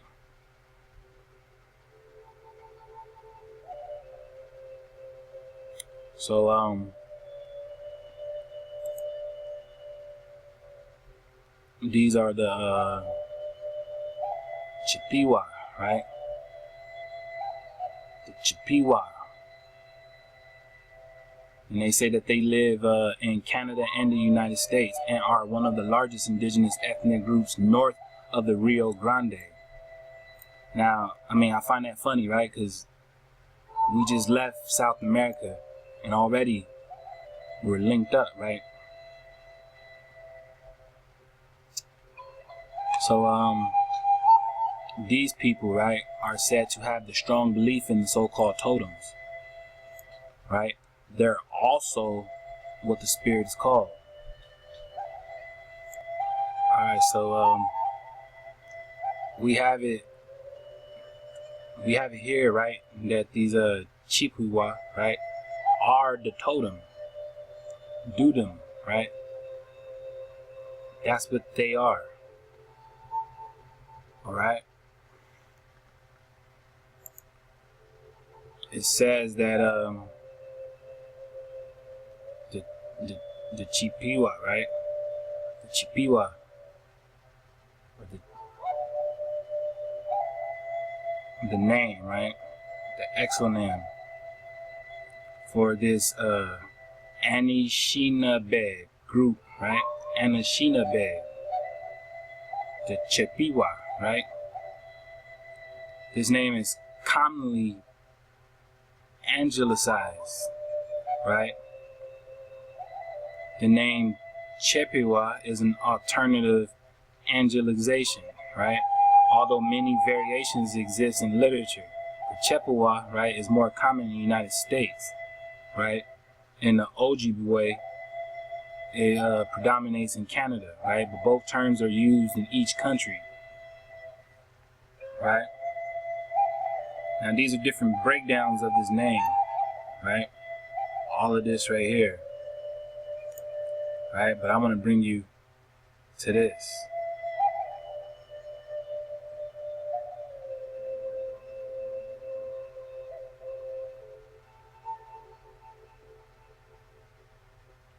It says, according to the Chippewa oral story, right? 7 great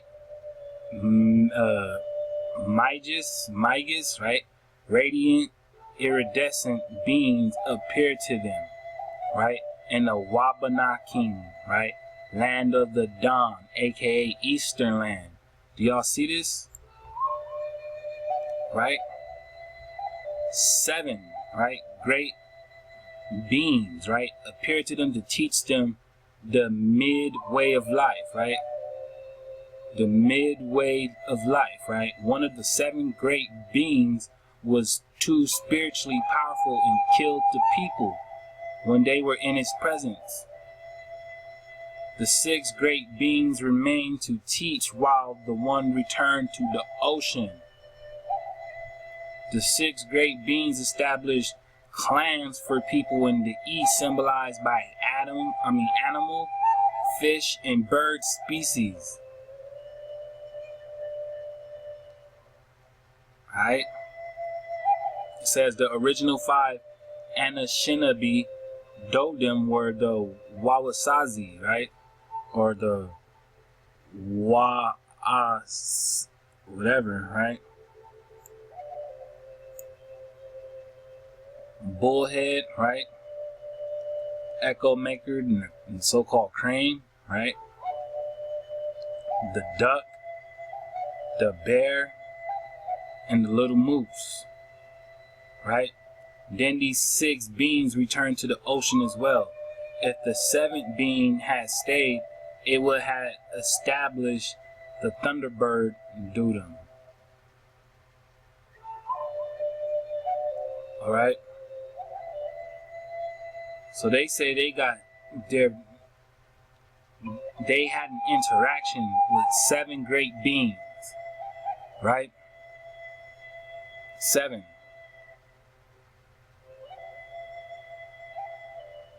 Right? And yeah, man, we know what's going on with that, right? We know how many fell, right?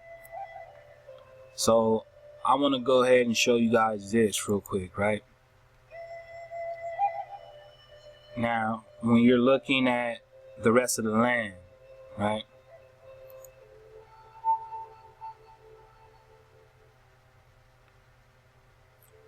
Right, you got Australia right here, right? All of Asia, right? All of Asia, right? And then so-called Africa, right? Now, if you notice, only the tips right here, right, are touching this ice cap, right? But you see right here, what would be the tip of North America, right, going toward the Arctic, right? It's all in this region, right? This is like how we got Alaska and such, right? And then when you look down, right, going into South America, right, it takes you to the outer pole, right? So-called Antarctica, right? So America, right, being the only landmass that touches both in each direction, right? Where you go so-called north, you get this Arctic cap, or when you go so-called south, you get this cap. No other landmass is doing that.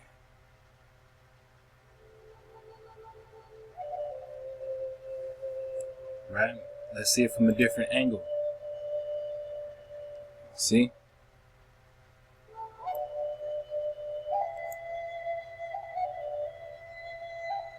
See what I'm talking about? The tip, right, of America, right?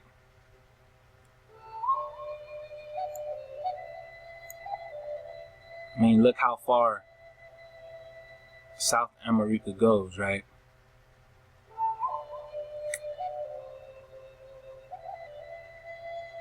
Look how close it is.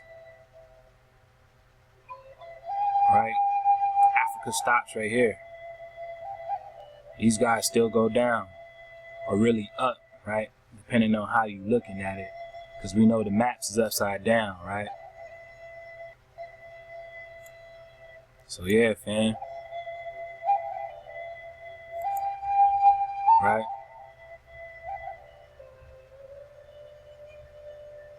When we say America, right? What are we talking about?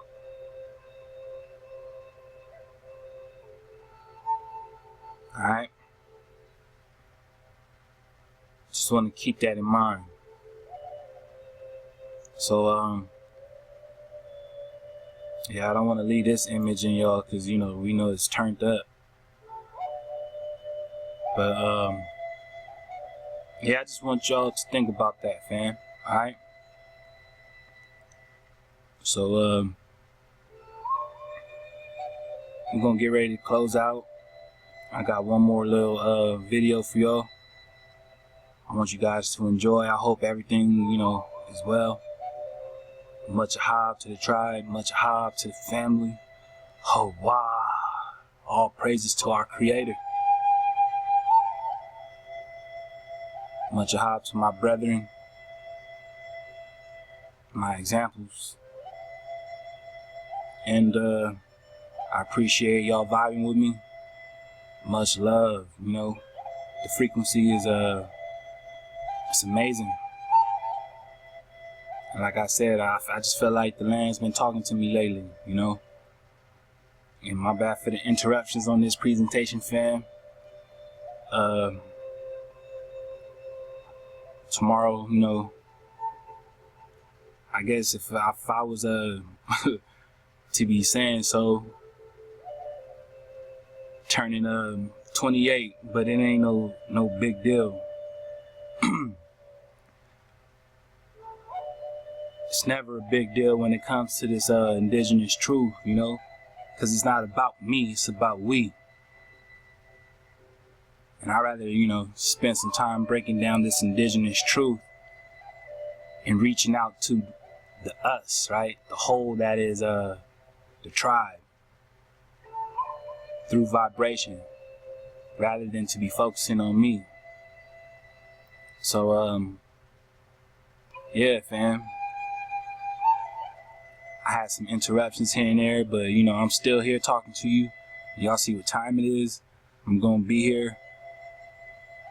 And, yeah, I just appreciate y'all vibration. So, everybody stay well. Continue to choose up. Get back to the Creator. And, continue to dig, alright? Much peace. And a hive out to all the family. To all my indigenous people tuning in on that indigenous truth, alright? Be sure you choose up with the Creator. It's not a game. This ain't no joke. Alright? We came across the language and the land of Adam, being Adan. Alright? So we're gonna get ready to ride out, fam, and I'll be getting at y'all soon.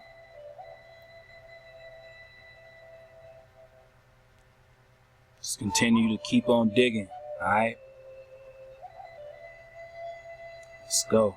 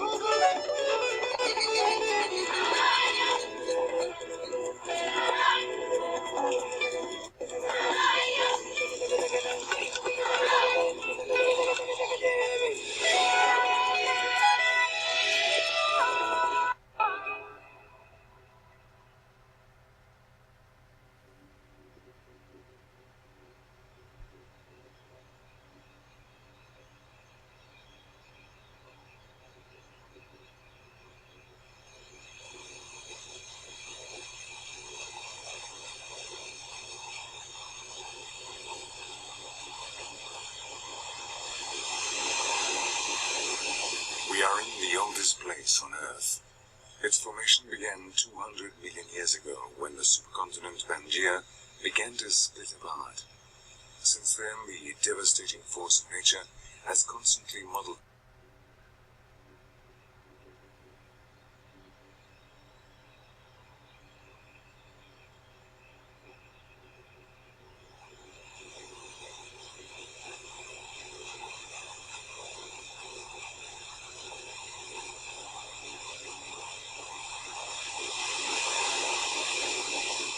are in the oldest place on Earth. Its formation began 200 million years ago when the supercontinent Pangaea began to split apart. Since then, the devastating force of nature has constantly modeled it, sculpting the most beautiful forms in a never-ending work of creation.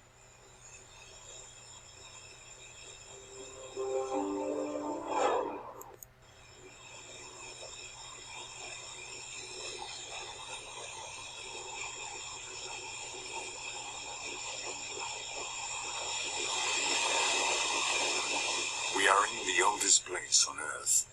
Its formation began 200 million years ago when the supercontinent Pangaea began to split apart. Since then, the devastating force of nature has constantly modeled it, sculpting the most beautiful forms in a never-ending work of creation.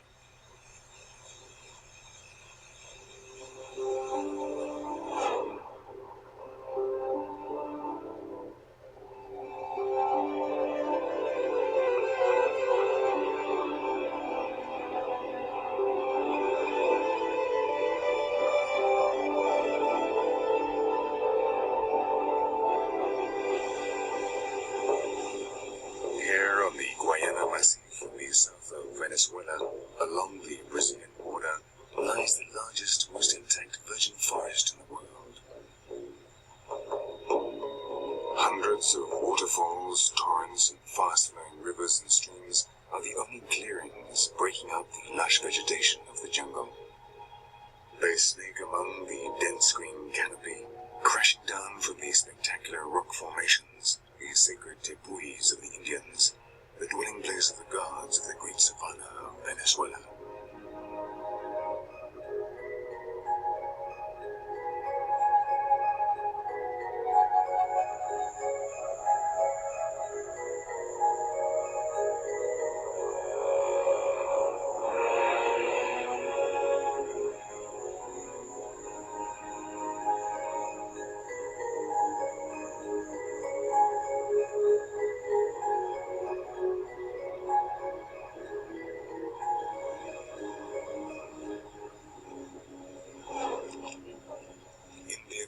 Of this green world lost in time, live men intimately adapted to their jungle environment, which, though fascinating, is full of dangers.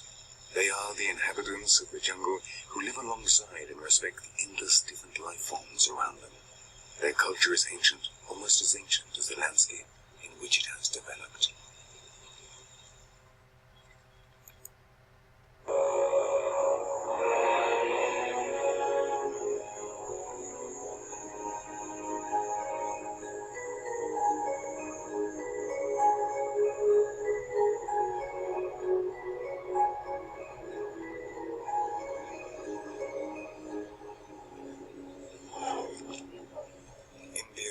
Of this green world lost in time, live men intimately adapted to their jungle environment, which, though fascinating, is full of dangers. They are the inhabitants of the jungle who live alongside and respect the endless different life forms around them. Their culture is ancient, almost as ancient as the landscape in which it has developed.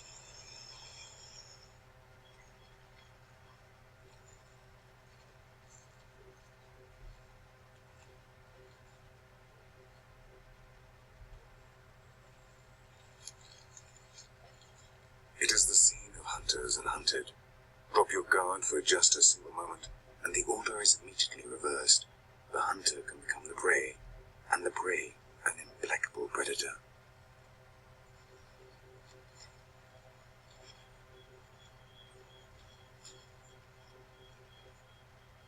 But the king is always the tiger, the jaguar who is always on the lookout with its sinister gaze.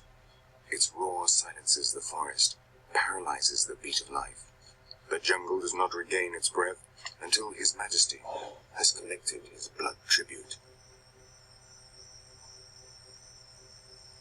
Here live Indians of different ethnic groups, Limon, Maquiridad, Panar, and Hotis, divided into an endless number of tribes. All of them, and especially the Limons, fear and respect the tepuis, these table mountains that seem to have been carved by mighty beings, giants of the universe like those doubt, but the king is always the tiger, the jaguar who is always on lookout with its sinister gaze. Its roar silences the forest, paralyzes the beat of life. The jungle does not regain its breath until His Majesty has collected his blood tribute. Here live Indians of different ethnic groups, Lemon, Makiridar, Banar, and Hotis, divided into an endless number of tribes. All of them, and especially the Lemons, fear and respect their Tipuis, these table mountains that seem to have been carved by mighty beings, giants of the universe like those described in their mythology. Without a doubt, the most venerated Tipui of all is the Auyan Tipui, the mountain of the devil in the Pemon language. They believe that up there live extraordinary beings, evil monsters and three-headed serpents. Down one of its faces crashes the Kiribakubai Meru, also known as the Angel Falls, which is absolutely taboo for the natives. Pui, the mountain of the devil in the Pemon language. They believe that up there live and respect their Tipuis, these table mountains that seem to have been carved by mighty beings, giants of the universe like those described in their mythology. Without a doubt, the most venerated Tipui of all is the Auyan Tipui, the mountain of the devil in the Pemon language. They believe that up there live extraordinary beings, evil monsters and three-headed serpents. Down one of its faces crashes the Kiribakubai Meru, also known as the Angel Falls, which is absolutely taboo for the natives. In their psychedelic trances, the shamans seem to warn their people. When you walk through the forest or sail along the river Churun, bow down your heads and be respectful. Do not look up. Be cautious. On the Auyan live cruel, perverse spirits who may not be observed.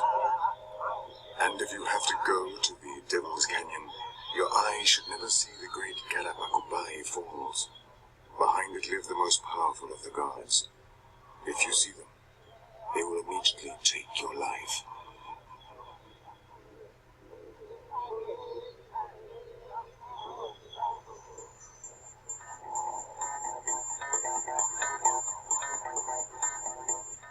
You don't have to believe in the myths of the natives to recognize that this natural setting exercises its influence over us.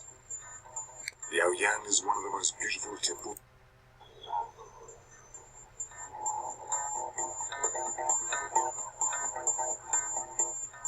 You don't have to believe in the myths of the natives to recognize that this natural setting exercises its influence over us. The Auyan is one of the most beautiful Tipuis in Venezuela. A colossal rock formation that dramatically rises out of the dense forest vegetation, vertical walls over 1,000 meters high. The waters of the rivers Churun and Carao are reddish, and along the rapids become multicolored due to the effect of the foam. This coloring is due to the large quantity of tannin they contain. The disinfectant power of their substance means... Doesn't this sound like the Red Sea, fam? I mean, just think about it, right? Just a bit. Just a bit. Dramatically rises out of the dense forest vegetation, vertical walls over 1,000 meters high. The waters of the rivers Churun and Carao are reddish, and along the rapids become multicolored due to the effect of the foam. This coloring is due to the large quantity of tannin they contain. The disinfectant power of their substance means that the tea-colored water is fit for drinking.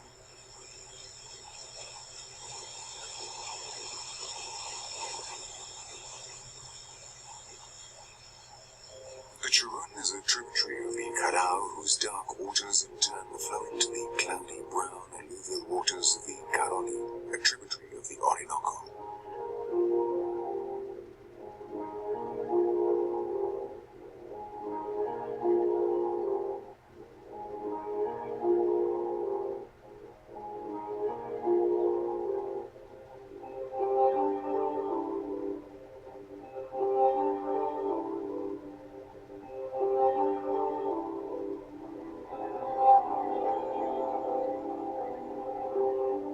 rivers are difficult to navigate due to the many rapids and falls along them. In the dry season, from December to June, the Jurun runs almost dry, making travel along it impossible.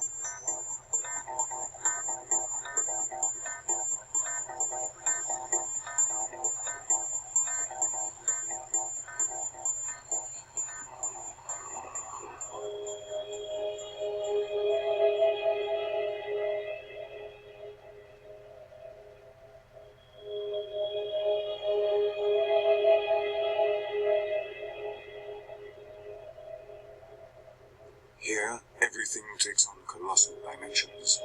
The force of nature constantly manifests itself, creating an awe-inspiring atmosphere which for centuries has fired the imagination of the traveler and has given rise to all types of legends. Perhaps that is why Arthur Conan Doyle was inspired by Adamah when he wrote the novel The Lost World.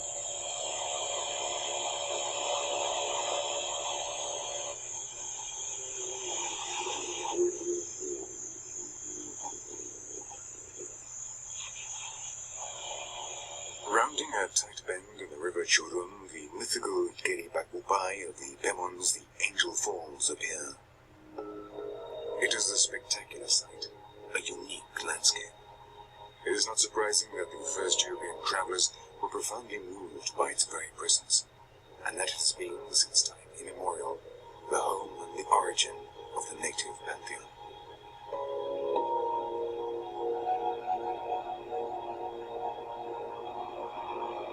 Rounding a tight bend in the river Jurun, the mythical Bakubai of the Demons, the Angel Falls, appear.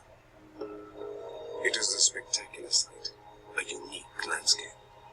It is not surprising that the first European travelers were profoundly moved by its very presence, and that it has been, since time immemorial, the home and the origin of the native pantheon.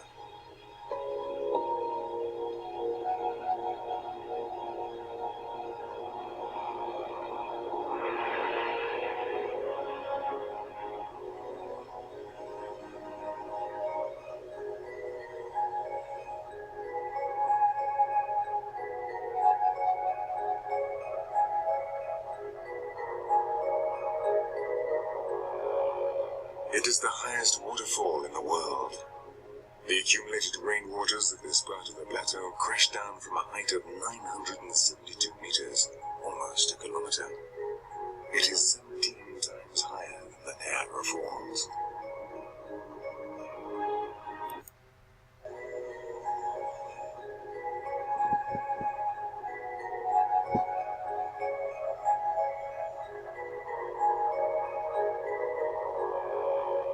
It is the highest waterfall in the world. The accumulated rainwaters of this part of the plateau crash down from a height of 972 meters, almost a kilometer. It is 17 times higher than the Niagara Falls.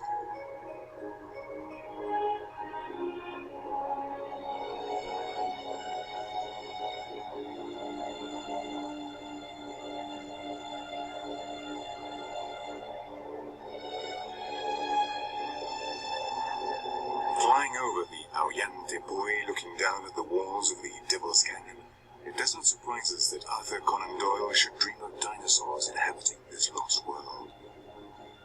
On the 700 square kilometers of the Aoyantepui, the vegetation and wildlife are different from those below. The tepuis are the remains of an enormous plateau which in the pre-Cambrian era occupied the entire region. The vegetable species that covered the ancient massif and part of its fauna have survived on the summits of these hills, isolated by the high vertical walls.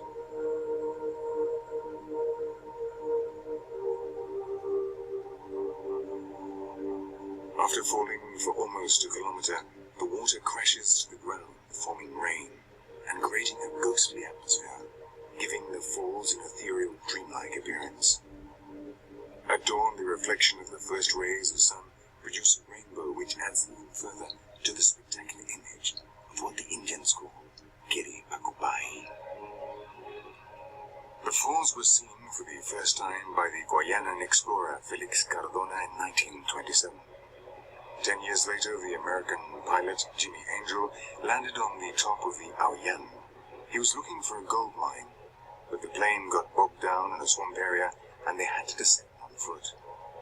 After 15 days of hard struggle for survival, they arrived exhausted at the village of Uruyen. Since then, the Kiribakubai has been known as the Angel Falls. Did Jimmy Angel find the gold of the Aoyan? Some people say he did, and that one of his partners, the Latvian Alexander Laimel, kept it in secret. This mysterious figure dedicated his life to the Ayan Tupui, and even lived on its summit. What did this eccentric cartographer see on the Ayan Tupui? Laimel died some years ago without revealing his secrets. But to those of us who knew him, he spoke of mutants, of beings from another world who lived on the Aoyan, the sacred mountain of the Pemons. We are now flying south to the Makiritari village of Kanarakuni, the only clearing in the jungle for some 800 kilometers.